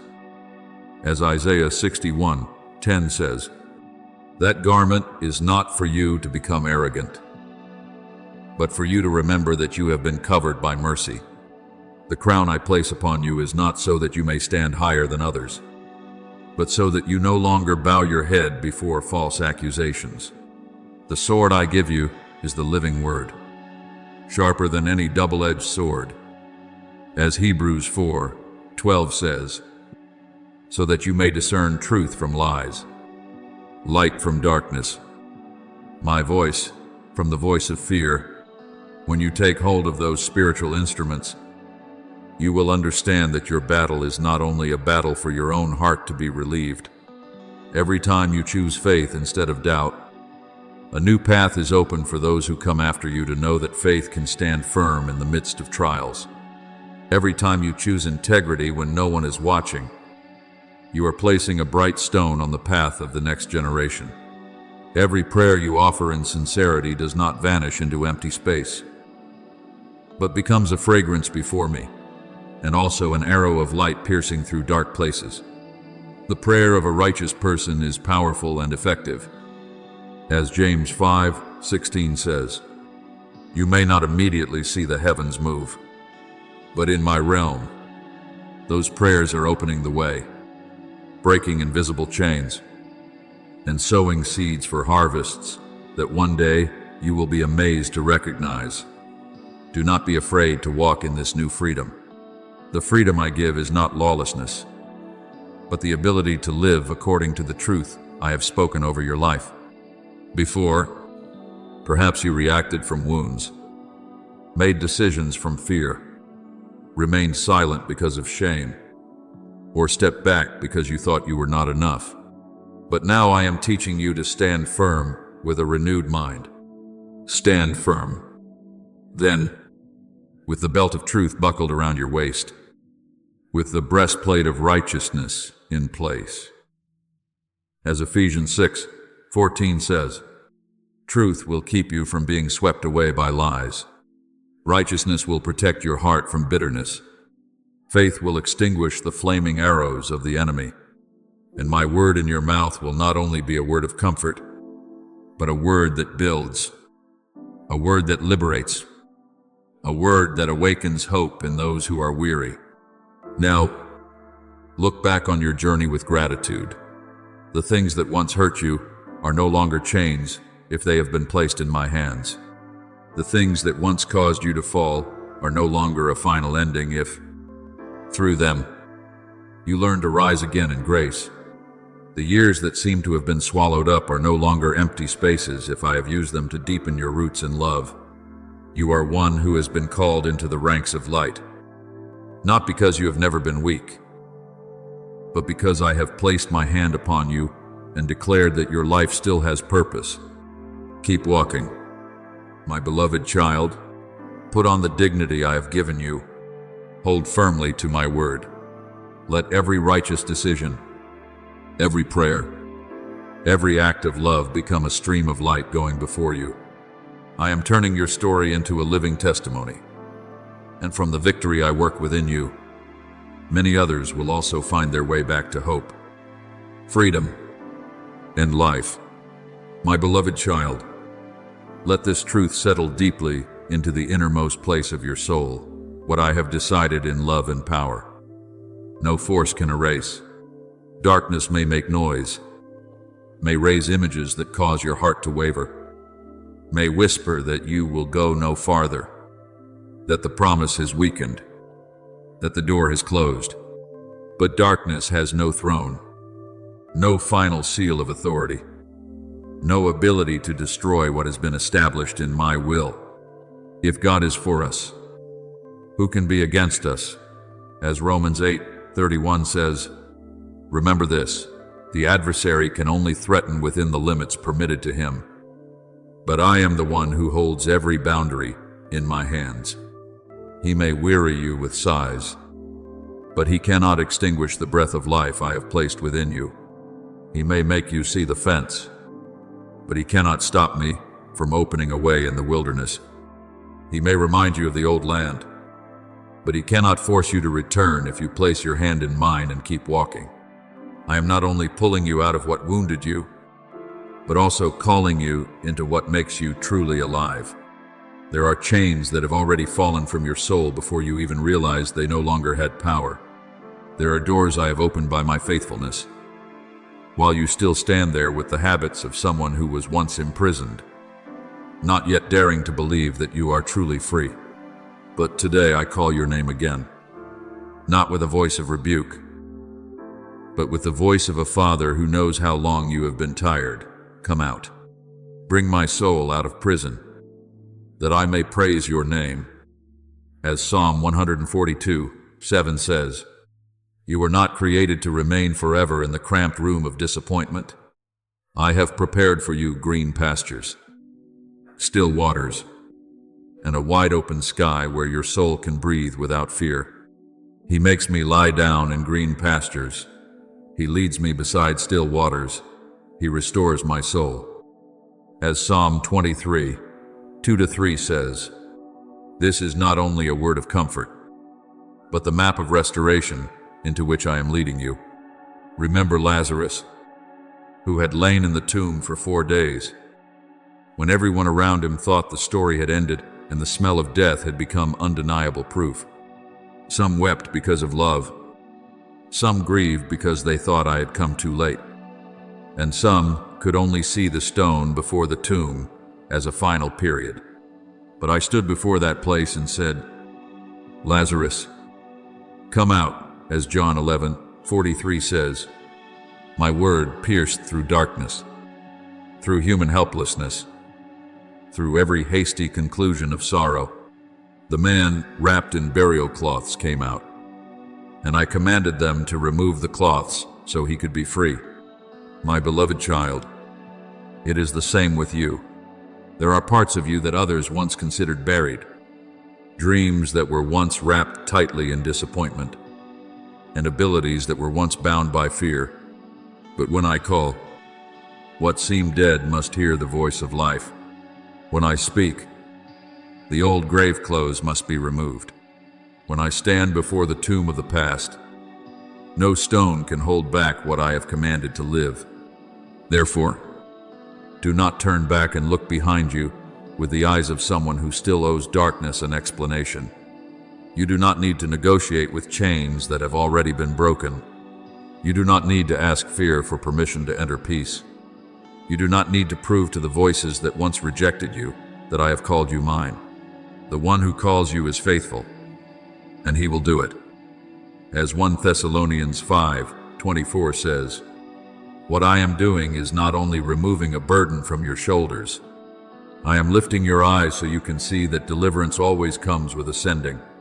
You are not set free merely to sit still in a new place of safety. You are set free to walk in the light, so that your words may carry life, your presence may bring peace, and your life may become a sign that grace can restore what once seemed impossible to restore. Let holy joy return to your lips, not a shallow joy because every question has already been explained, but the joy of one who knows their Father has already won before the battle is fully visible. The joy of the Lord is your strength." As Nehemiah 8:10 says, "When you rejoice in me, darkness loses an entrance. When you give thanks, bitterness no longer has a place to pitch its tent within your heart. When you praise in the middle of the journey, you are declaring that circumstances are no longer the master of your soul. Smile, my beloved child, not to hide the old pain, but to testify that the pain no longer rules over you. Breathe deeply, not as one still waiting for punishment, but as one who has been led out of the dry land and is now stepping onto ground where living water overflows. But in that freedom, I also place in your hands the responsibility of light. You do not merely step out of darkness, you are called to become a lamp for those still struggling in the night. You are the light of the world. A city set on a hill cannot be hidden. As Matthew 5:14 says, that light does not need to display itself, does not need to be noisy, and does not need to exalt itself. It shines through your integrity, through the way you forgive, through the way you no longer answer wounds with wounds, through the way you keep your heart tender even after life has hurt you. Every time you choose trust instead of doubt, you are opening a path of light for others to see. Every time you keep walking instead of retreating into the old place, you are leaving footprints for those who come after you to know that freedom is real. So stand firm in this new day. Do not let the past call you by old names. Do not let the adversary whisper in your ear that the door I opened is only an illusion. What I have opened, no one can shut. Whom I have called, no one can erase from my heart. And when I have placed the breath of life within you, no darkness can extinguish it. Look forward with eyes washed clean by my word. Walk as one who has been redeemed, restored, and sent. Your freedom is not a distant promise. It is taking shape in every decision, every breath, every prayer, and every obedient step. I am leading you out of the narrow place into a wide open sky, not only so your heart may be relieved, but so you may become a witness of the light. Go forward, my beloved child. I am before you to open the way, beside you to uphold you, within you to give life, and behind you to turn even the old journey into a testimony that my power is always greater than every darkness that ever rose against you. My beloved child, let your heart stand firm in this truth. The victory I place in your life does not come from your own strength, skill, or ability to withstand every storm by yourself, but from me, the one who had already overcome before you ever entered the battle. You do not need to live as one still weighed down by darkness, nor bow your head before the voices that once made your soul feel small, nor continue carrying the posture of someone merely trying to survive. But thanks be to God, who gives us the victory through our Lord Jesus Christ. As 1 Corinthians 15:57 says, therefore, from today on, change the posture within your heart. Walk as one whom I have called out of the long night. as one who knows they belong to the light, as one who carries in their heart a seal that cannot be erased by the threats of circumstance. Your honor is not in the hands of those who once misunderstood you, nor in the seasons when you thought you had been forgotten. That honor is restored in me, where no hand can steal it away. Perhaps you have grown accustomed to living with the feeling that you must keep fighting, keep protecting yourself, keep fearing that anything good that has just arrived will be taken away again. But I say to you, let that defensiveness come down. What I do is not fragile like a leaf before the wind. When I open a new reality, I do not do it out of impulse, but by the enduring power of the one who keeps covenant. In all these things, we are more than conquerors through him who loved us. As Romans 8:37 says, you are not only escaping what once oppressed you, you are being lifted up to see your life with a different vision. The marks of battle are no longer signs of defeat, but evidence that I preserved you through the place of fire. The days when you thought you were about to collapse will now tell another story. I was there. I held you up, and I did not allow darkness to have the final word. Remember King Jehoshaphat when the people of Judah were surrounded by a vast army. Before their eyes was a danger too great, human strength too small, and every natural calculation insufficient. But that king did not begin with panic. He turned back to me, fasted, prayed, and confessed that their eyes were upon me because they did not know what to do. Then my word came through the prophet, the battle is not yours, but God's. As 2 Chronicles 20:15 says, do you see, my child, there are victories that are not opened by the sword of man, but by surrender, praise, and obedience.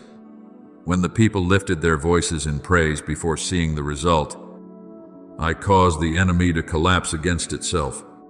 The place that had once been a valley of fear became a valley of blessing. In the same way, what you are stepping into is not only the end of a burden, but a divine reversal. The place that once threatened you will become the place where you come to know my faithfulness more deeply. Therefore, do not let the old darkness continue renting space in your thoughts. It has lost the right to stand on the ground I have redeemed. It may try to replay painful memories, but those memories are no longer permitted to govern your future. It may try to bring accusations, but my word is the final verdict over your life. No weapon formed against you shall prosper. As Isaiah 54:17 says, take hold of that word not as a passing comfort, but as a shield for your mind. When fear returns and knocks at the door, do not open it out of familiarity. When doubt whispers that this victory will not last, answer it with truth. I am the one who began the work, and I am also the one who will complete it. Light does not ask darkness for permission to shine. Light only needs to be present, and darkness must retreat. Then others will see that change in you, not only through the words you speak, but through the way you live. They will recognize peace in your responses, freedom in your eyes, and steadiness in your steps. Some who once witnessed you in your weary season will see me restore you with a beauty that cannot be imitated. Some who once thought your story had ended will quietly have to recognize that my hand has continued writing what they could not foresee. This is the Lord's doing. It is marvelous in our eyes. As Psalm 118:23 says, you do not need to lift yourself up to prove anything. Your renewed life will speak for itself. Gentleness no longer crushed. Joy no longer covered. Faith no longer trembling before every opposing wind. All of this will testify that I am the one who turns ashes into beauty and the long night into dawn. But the victory I place within you is not meant for you to keep only in the private room of your own heart. When I restore a person, I often open a flow that touches many others. The peace you receive will spread into the way you love your family. The faith you hold will become a flame that warms those whose hearts have grown cold. The healing I work in you will make your words softer, deeper, and more able to lift others up. Blessed is the one who trusts in the Lord. That person will be like a tree planted by the water, sending out its roots by the stream. As Jeremiah 17:7-8 says, a tree with deep roots does not live for itself alone. It gives shade, holds the soil, bears fruit, and becomes a sign that there is water in that place. So it is with you. When you stand firm in me, those around you will find courage to stand firm. When you step into freedom, you leave footprints for those who come after you to know that chains can break, darkness can dissolve, and my promise is worth waiting for. Understand that what I give today carries the depth of legacy. It does not end with a temporary joy, nor is it meant only to solve an immediate need. I am placing in your life a stream of grace that can flow through generations, through communities, and through the souls you will touch with love and faithfulness. The prayers you once offered in secret will still echo in rooms you have not yet entered. The righteous decisions you make today will become the foundation for tomorrow's wisdom. The victories within you will open a way for others to believe that they too can be healed. I do not give abundance so that you may close it off, but so that you may become a vessel that overflows with humility and purity. So go forward, my beloved child, with a heart that has been affirmed and eyes fixed on the light. Do not live like someone still asking the past for permission to rejoice. Do not let the darkness that has already lost the battle continue to control your voice, your posture, or your hope. I have placed in your hands a portion of victory that cannot be reversed by passing emotions or old lies. Live as one who belongs to life. Speak as one who has been raised up by my word. Love as one who has received mercy. Walk as one who knows that what lies ahead is not only a path for yourself, but a pathway of light for many others. I am the Lord of life, the one who keeps every promise, the one who does not allow darkness to triumph over what I have redeemed. And from today on, each step you take will become a quiet yet powerful testimony that my light has risen, restoration has begun to flow, and my grace will continue to spread farther than you have ever asked or imagined. My beloved child, when I renew you, I am not merely doing a hidden work in one heart and then allowing that light to stop with you like a lamp placed in the corner of a room. What I do within you will echo farther than you imagine. A soul set free will change the atmosphere around it. A healed heart will make others feel safer when they draw near. A life once weighed down by darkness, but now walking in peace, will become a sign that my power is not an ancient story, but living power at work today. You are the light of the world. A city set on a hill cannot be hidden. As Matthew 5:14 says, therefore, do not see your restoration as something small. When you are lifted up, someone else is seeing hope rise within their own heart. When you learn to live free, someone else begins to believe that their chains can also fall.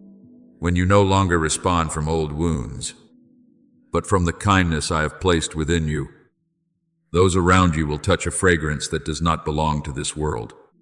There are witnesses who do not need to stand on a high platform, do not need resounding words, and do not need to be named before a crowd. A transformed life itself is the deepest sermon. I am writing upon you with the ink of grace, in the way you forgive when you could have held resentment, in the way you choose to speak words that lift others up when words once wounded you, in the way you continue to believe when old seasons once made you want to let go. You are a letter from Christ, written not with ink, but with the Spirit of the living God. As 2 Corinthians 3:3 says, do you see, my child, I do not place testimony only upon your lips. I place it in your walk, in your eyes, in your patience, in the way you face adversity without allowing adversity to deform your soul. Those who are longing for truth will read in you a quiet answer, that I still heal. still uphold, still deliver, and still make new what people thought had grown, worn, and old. Remember the Samaritan woman at Jacob's well. She came to draw water at an empty hour, carrying within her many layers of shame, many stories that were not easy to tell, and many empty spaces that the water of this world could not fill. But when she met me, she did not only receive a private word of comfort for her soul, she was touched by the fountain of living water. And from that encounter, an entire town was awakened. She left her water jar behind, returned, and told the people about the one who knew everything about her and still did not reject her. And many came, heard, and believed. My beloved child, that is how grace spreads. A heart touched by me can become a doorway through which many other hearts enter the light. Her past was no longer a lock imprisoning her in shame. It became the place where my mercy was revealed. In the same way, what I have done in you is not only for you to quietly keep to yourself, but so that through you, many may be invited to draw near to the water that never runs dry. And what I am building goes beyond even the people currently around you. There are spiritual seeds you sow today through prayer, faithfulness, and a righteous decision that may seem small, yet they will continue to grow in seasons you have not yet entered. You may not know everyone who will be nourished by the shade of the tree of faith you are tending today, but I see the hidden streams beneath the ground, where roots seek water before branches and leaves appear before human eyes. The righteous who walk in integrity, blessed are their children after them. As Proverbs 20:7 says, that blessing is not only wealth that can be held in the hand, but a holy inheritance, a way of life that reveres me, a memory of kindness, a tradition of prayer, a flame of trust passed from one heart to another. Do not think that only things great in the eyes of people have the power to influence generations. I often use what is hidden to nourish what is great. I use the prayer of a mother, the tears of a father, the perseverance of someone who refuses to give up, the humility of a soul that knows how to return to me. Look at Timothy, whom Paul reminded that sincere faith first lived in his grandmother Lois and his mother Eunice before it was seen in him. As in 2 Timothy 1:5, a flame preserved within a family became strength for a young man to step into greater service. Do you see? My child, there are legacies not written on stone tablets, but written in the Spirit. There are treasures not stored in earthly vaults, but burning on in the hearts of children, in the people you have lifted up, and in the community once encouraged by your faithfulness. Therefore, be careful with what I have placed within you, not with tense fear of losing it, but with deep gratitude. A healed life can become a refuge for someone who is breaking. A word you speak in gentleness can keep a soul from despair. A decision to live with integrity can reset the standard for those who are watching. Let us not grow weary in doing good, for in due season we will reap if we do not give up. As Galatians 6:9 says, that harvest may not come immediately in the form you expected, but no seed sown in me with love ever becomes useless. One day, you will see someone standing stronger because they once heard your testimony. One day, you will see a family softened because you chose peace. One day, you will realize that a quiet prayer traveled farther than your feet could ever walk. I am making your life into a flowing spring, not a sealed vessel. Blessing will pass through you in many ways, through hands that know how to help, through words that know how to heal, through a presence that knows how to bring peace, through a life no longer ruled by the old things. I will make you a blessing.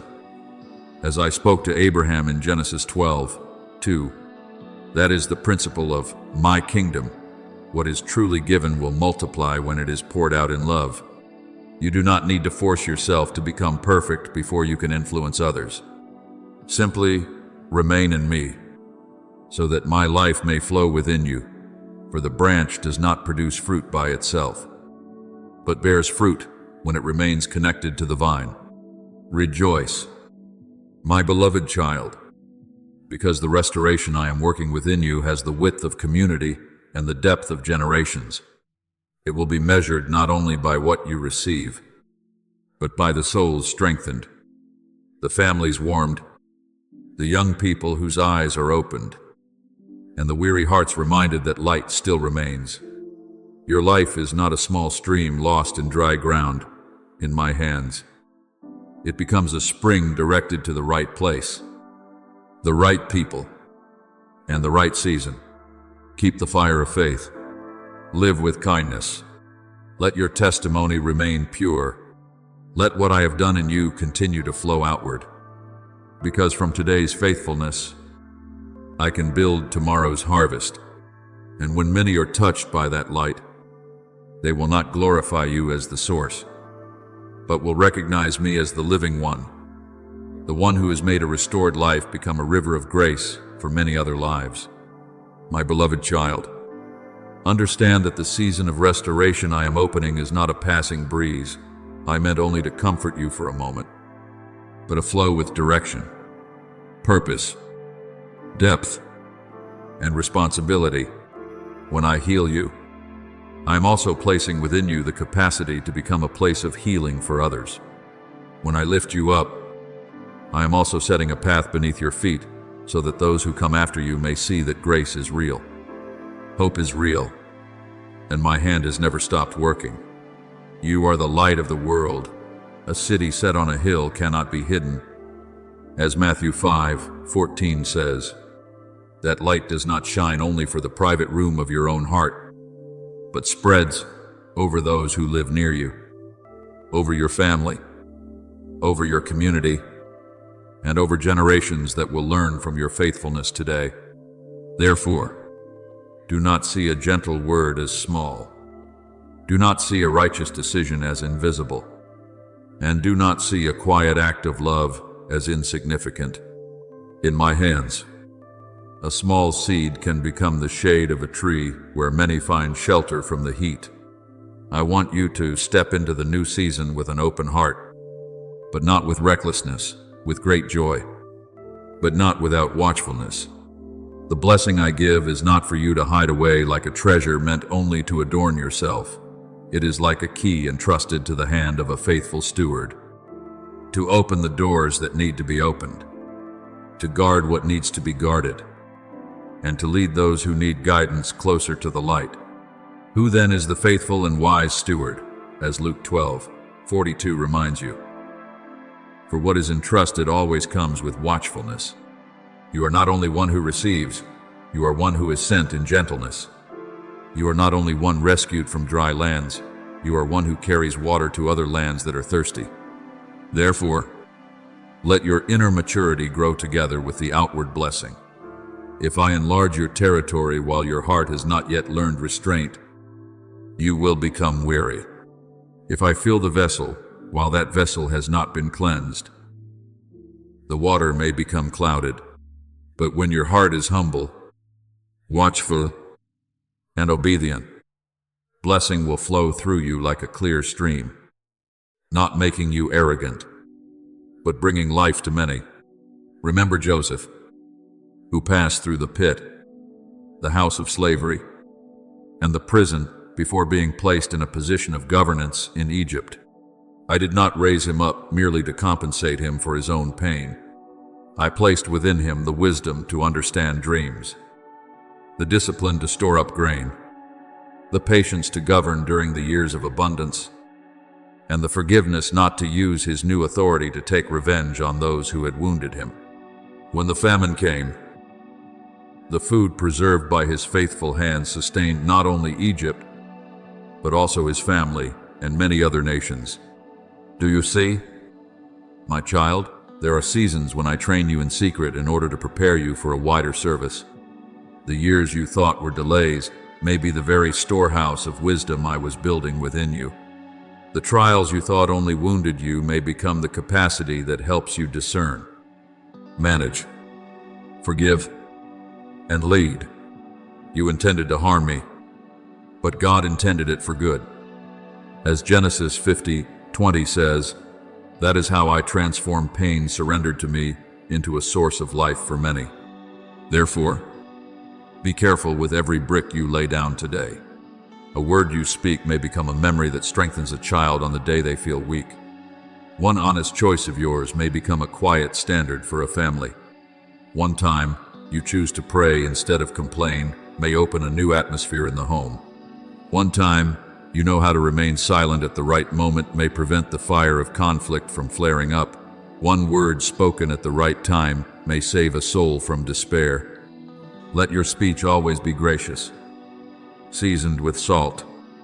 As Colossians 4:6 says, because words do not simply pass by and disappear, they sow seeds in the hearts of those who hear them.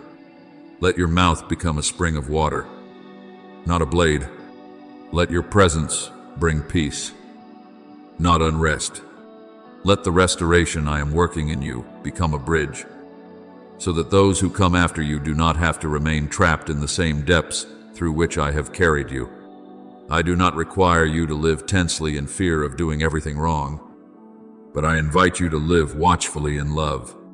There is a difference between the burden of proving yourself and the responsibility of one who is loved. You do not preserve grace by your own strength, but you do need to cooperate with grace through obedience.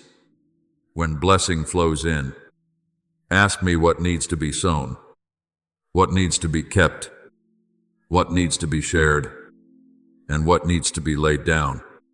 Not every desire comes from heaven, and not every door that shines outwardly leads to life within. Trust in the Lord with all your heart, and lean not on your own understanding.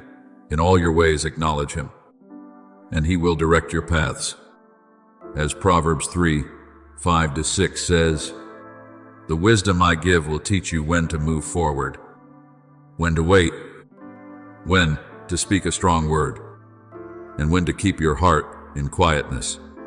That is spiritual discipline, not doing everything you are able to do, but doing what I lead you to do, not saying everything you know, but saying what brings life, not keeping everything you receive, but giving the right portion, at the right time, in the right spirit. My beloved child, grace does not make you shallow, grace makes you steadfast. Blessing does not only make you joyful, blessing shapes you into someone who can carry greater things without losing humility. Just as rain-soaked soil needs deep roots to hold water, your heart also needs prayer. My word, integrity, and gratitude to hold what I am pouring out.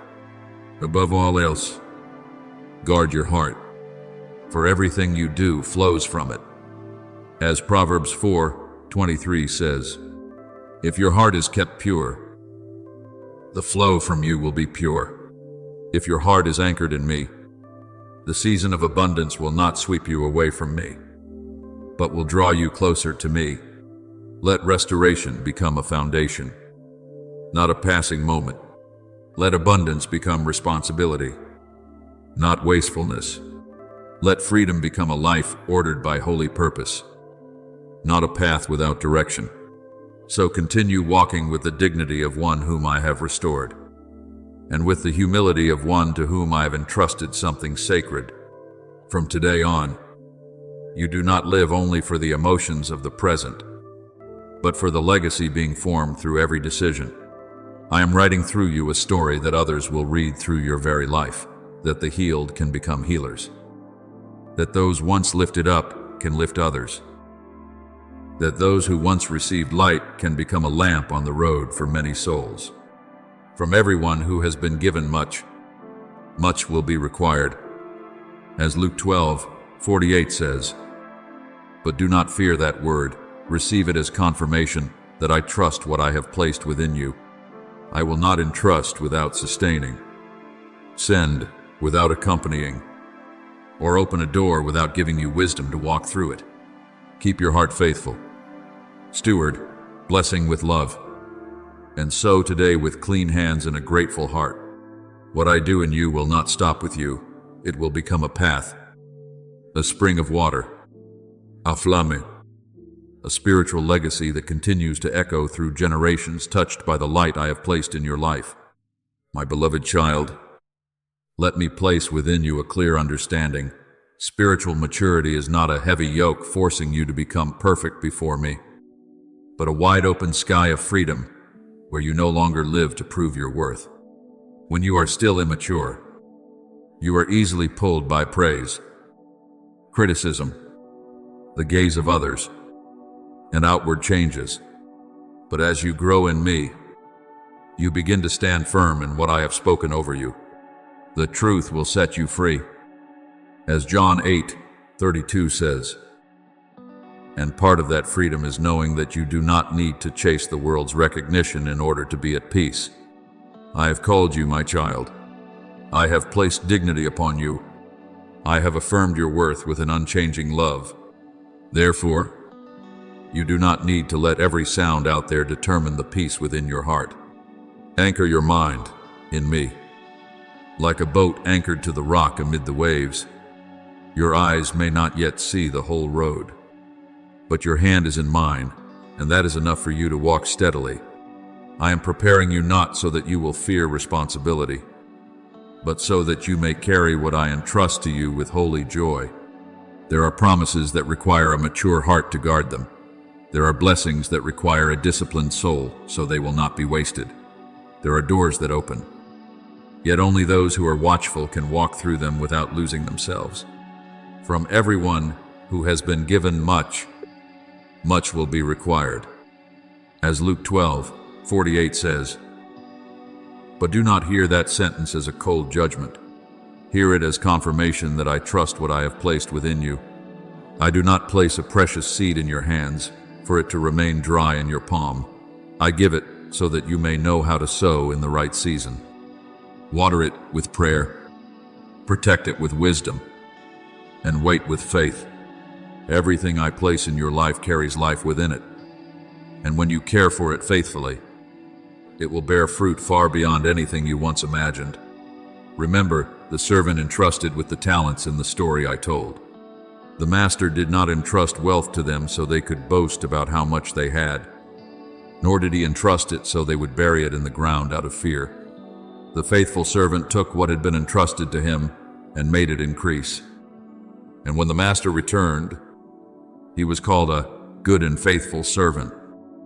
As in Matthew 25:21. Do you see, my child, what I seek is not display, but faithfulness. Some people are so afraid of losing what they have been given that they never dare to use it. Some are so afraid of making mistakes that they bury their gifts. Some are so afraid of being judged that they never step into their portion. But my beloved child, fear is not a safe box for blessing. What I give must be put into motion through love, prayer, and obedience. When you use what I have placed in your hands to serve, uplift, and glorify me, you do not diminish the blessing. You cause it to multiply according to the law of my kingdom. Therefore, rise in the posture of a child who has matured in faith. Do not let today's emotions lift you high and then tomorrow throw you low. Emotions can change like clouds in the sky, but my word stands forever. The word of the Lord remains forever. As 1 Peter 1:25 says, you may feel strong or weak, clear or uncertain, encouraged or tested, but truth does not change according to feeling. As you mature, you learn to let truth lead you instead of allowing mood to take the wheel. You no longer run after short-lived applause, because you know my approval is more precious than every reputation. You no longer pray only for your own life to become easier, but begin to long for your family, your community, and those around you to be touched by the light as well. That is the sign of growth, when your prayers become wider than your own concerns, when your heart no longer asks only, what will I receive, but asks, whom do you want me to become a blessing to? Dịch từ nội dung bạn gửi. In this new season, I want you to live watchfully, like one who keeps a lamp burning in the night.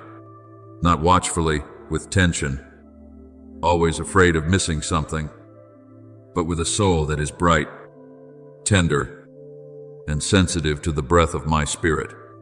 Remember the wise virgins in Matthew 25. They did not only have lamps, but also prepared oil. The outward lamp may allow others to see the form, but the oil within is what keeps the light from going out when the night grows long. So it is with you. Do not keep only the appearance of faith while forgetting the hidden oil of my presence.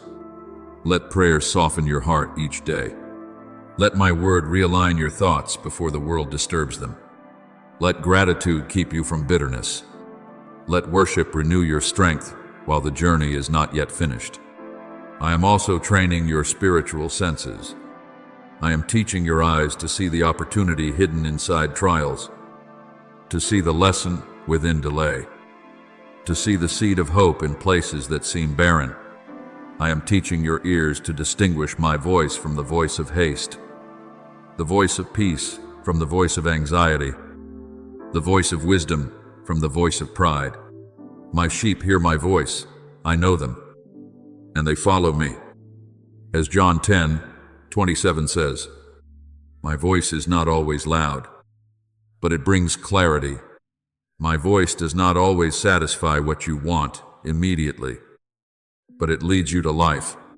I am also training your hands not to delay when the hour for action has come, not to hold back when it is time to give, and not to release what I have told you to care for. Maturity is knowing how to wait when I say wait, but also knowing how to step forward when I say step. My beloved child, guard yourself from empty things that dim the lamp within your heart. Not everything attractive comes from me. Not every shining opportunity carries life, and not every word of praise is confirmation from heaven. Learn to discern, test everything, hold fast to what is good. As 1 Thessalonians 5:21 says, there are things that are not evil, but they do not belong to your season. There are invitations that are not wrong, but they will pull you away from your center. There are passing desires that carry the appearance of success, but have no root in my will. Therefore, do not ask only whether something can be done. Ask whether it draws you closer to me. Do not ask only whether a door is open. Ask whether my peace is within that door. Do not look only at the fruit before your eyes. Look also at the roots within. So today, walk in the noble freedom of one who has been loved, taught, and entrusted. I do not call you into maturity to take away your joy. I call you into it so your joy may have deeper roots. I do not place responsibility upon you to weigh down your shoulders. I place it there so your life may carry a meaning greater than yourself. Care for the vineyard I have entrusted to you, the relationships that need to be loved, the gifts that need to be trained, the opportunities that need to be stewarded, the words that need to be purified, and the dreams that need to be tested in the light. Keep your lamp burning bright. Keep your heart pure. Keep your ears open to my voice. And keep your hands ready for what is good. When you live this way, you will not only enter the new season, you will be able to preserve the new season. And from that quiet maturity, I will make your life become a fruitful garden, where many may rest beneath its shade. Taste the sweetness of grace, and recognize that I am the one who has made everything beautiful in its proper time. My beloved child, let your heart stop trembling before what natural eyes have not yet seen, because the word I have spoken over your life has not weakened with the passing years. There are things I planted in your soul long ago, and because they did not bloom at the time you expected, you once wondered whether they had been buried, whether the opportunity had passed, whether the promise had been only a brief ray of light that appeared and then disappeared into the mist of time. But I say to you, what comes from me does not die in winter. A seed lies beneath the ground, not because it has been forgotten, but because it is being protected from the cold. quietly splitting open, preparing its life for the day when the sun calls it to rise. The vision is yet for the appointed time. If it delays, wait for it will surely come, it will not delay. As Habakkuk 2:3 says, do not call hiddenness failure. Do not call waiting rejection. Do not call my silence proof that I have turned away. In the deepest hidden place, I am still preserving what I have promised. And when its season comes, no hand will be able to keep it in the ground any longer. I know the voices that once surrounded you. One voice told you that you had waited too long, so it no longer belonged to you. Another whispered that others had gone ahead, that the good portion had already been given away, and that you were left only with the fragments of what you once hoped for. But, my child, do not let the adversary rewrite my word with the ink of doubt. What I have appointed for you is not protected by favorable circumstances, nor is it preserved by human recognition. It is kept in my eternal will. The gifts and the calling of God are irrevocable. As Romans 11:29 says, if I have placed a portion of my plan for you, no competition can steal it, no delay can make it decay, and no misunderstanding can erase your name from what I have written. You do not need to compete through anxiety. You do not need to prove yourself through exhaustion. You only need to remain in me. Keep your heart faithful, and let me bring what belongs to you into the light at the appointed time. Remember Sarah, who heard the promise of a child when her body had already passed the age of childbearing, and time seemed to have closed every natural possibility. As the years passed, that promise seemed farther away, harder to believe, and more beyond human limits. But I do not measure my word by the age of the body or by the reasonableness of circumstances.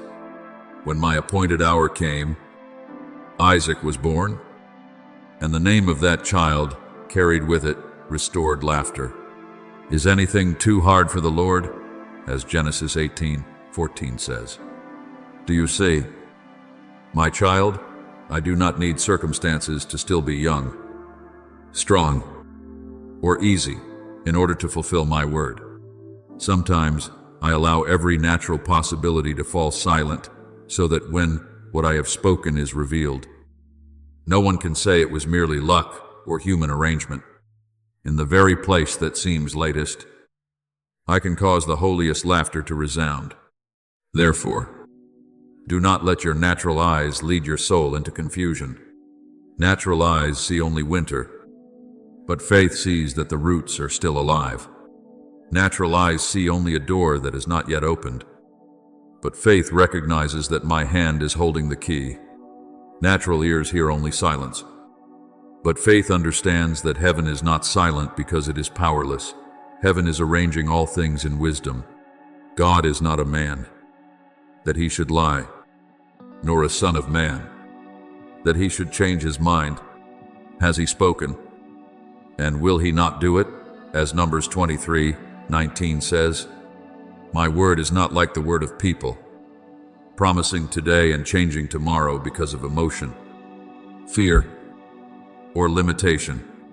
My word carries my very nature, faithful, pure, powerful, and complete. When that word leaves my mouth, it does not wander without direction.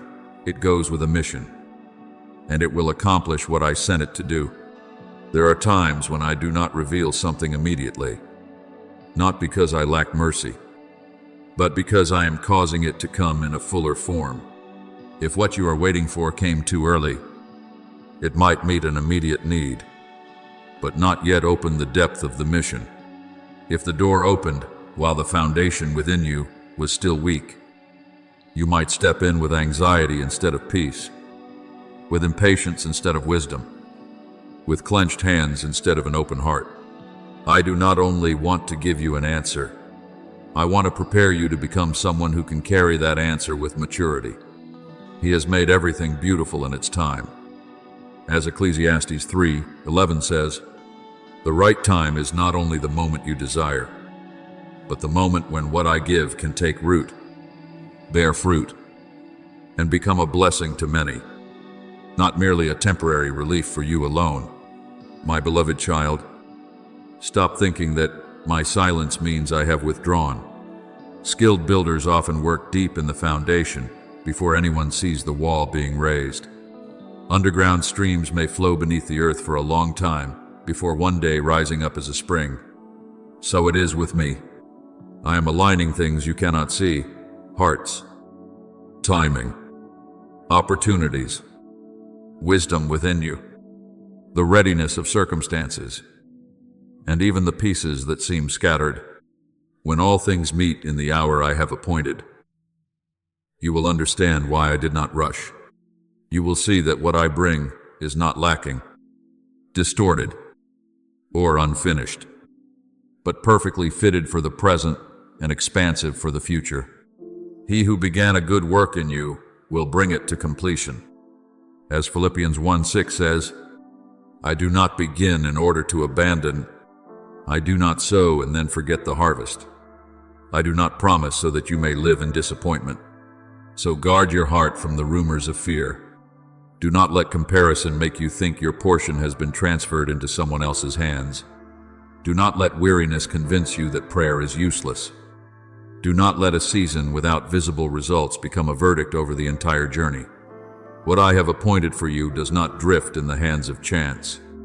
It does not depend on whether someone remembers you, whether someone opens a door for you, or whether someone agrees with your worth. What he opens, no one can shut, and what he shuts, no one can open. As Revelation 3:7 says, "I am the keeper of the door. I am the keeper of the word. I am the one who holds you in the palm of my hand." Whatever belongs to my holy purpose for you will come at the right time, by the right path, in the right way, and when it comes, you will recognize my fingerprints on every detail. Live the remaining days of waiting in peace, not in anxious vigilance, watching to see whether the promise might disappear. My word does not need you to protect it with fear. My word needs you to respond to it with faith.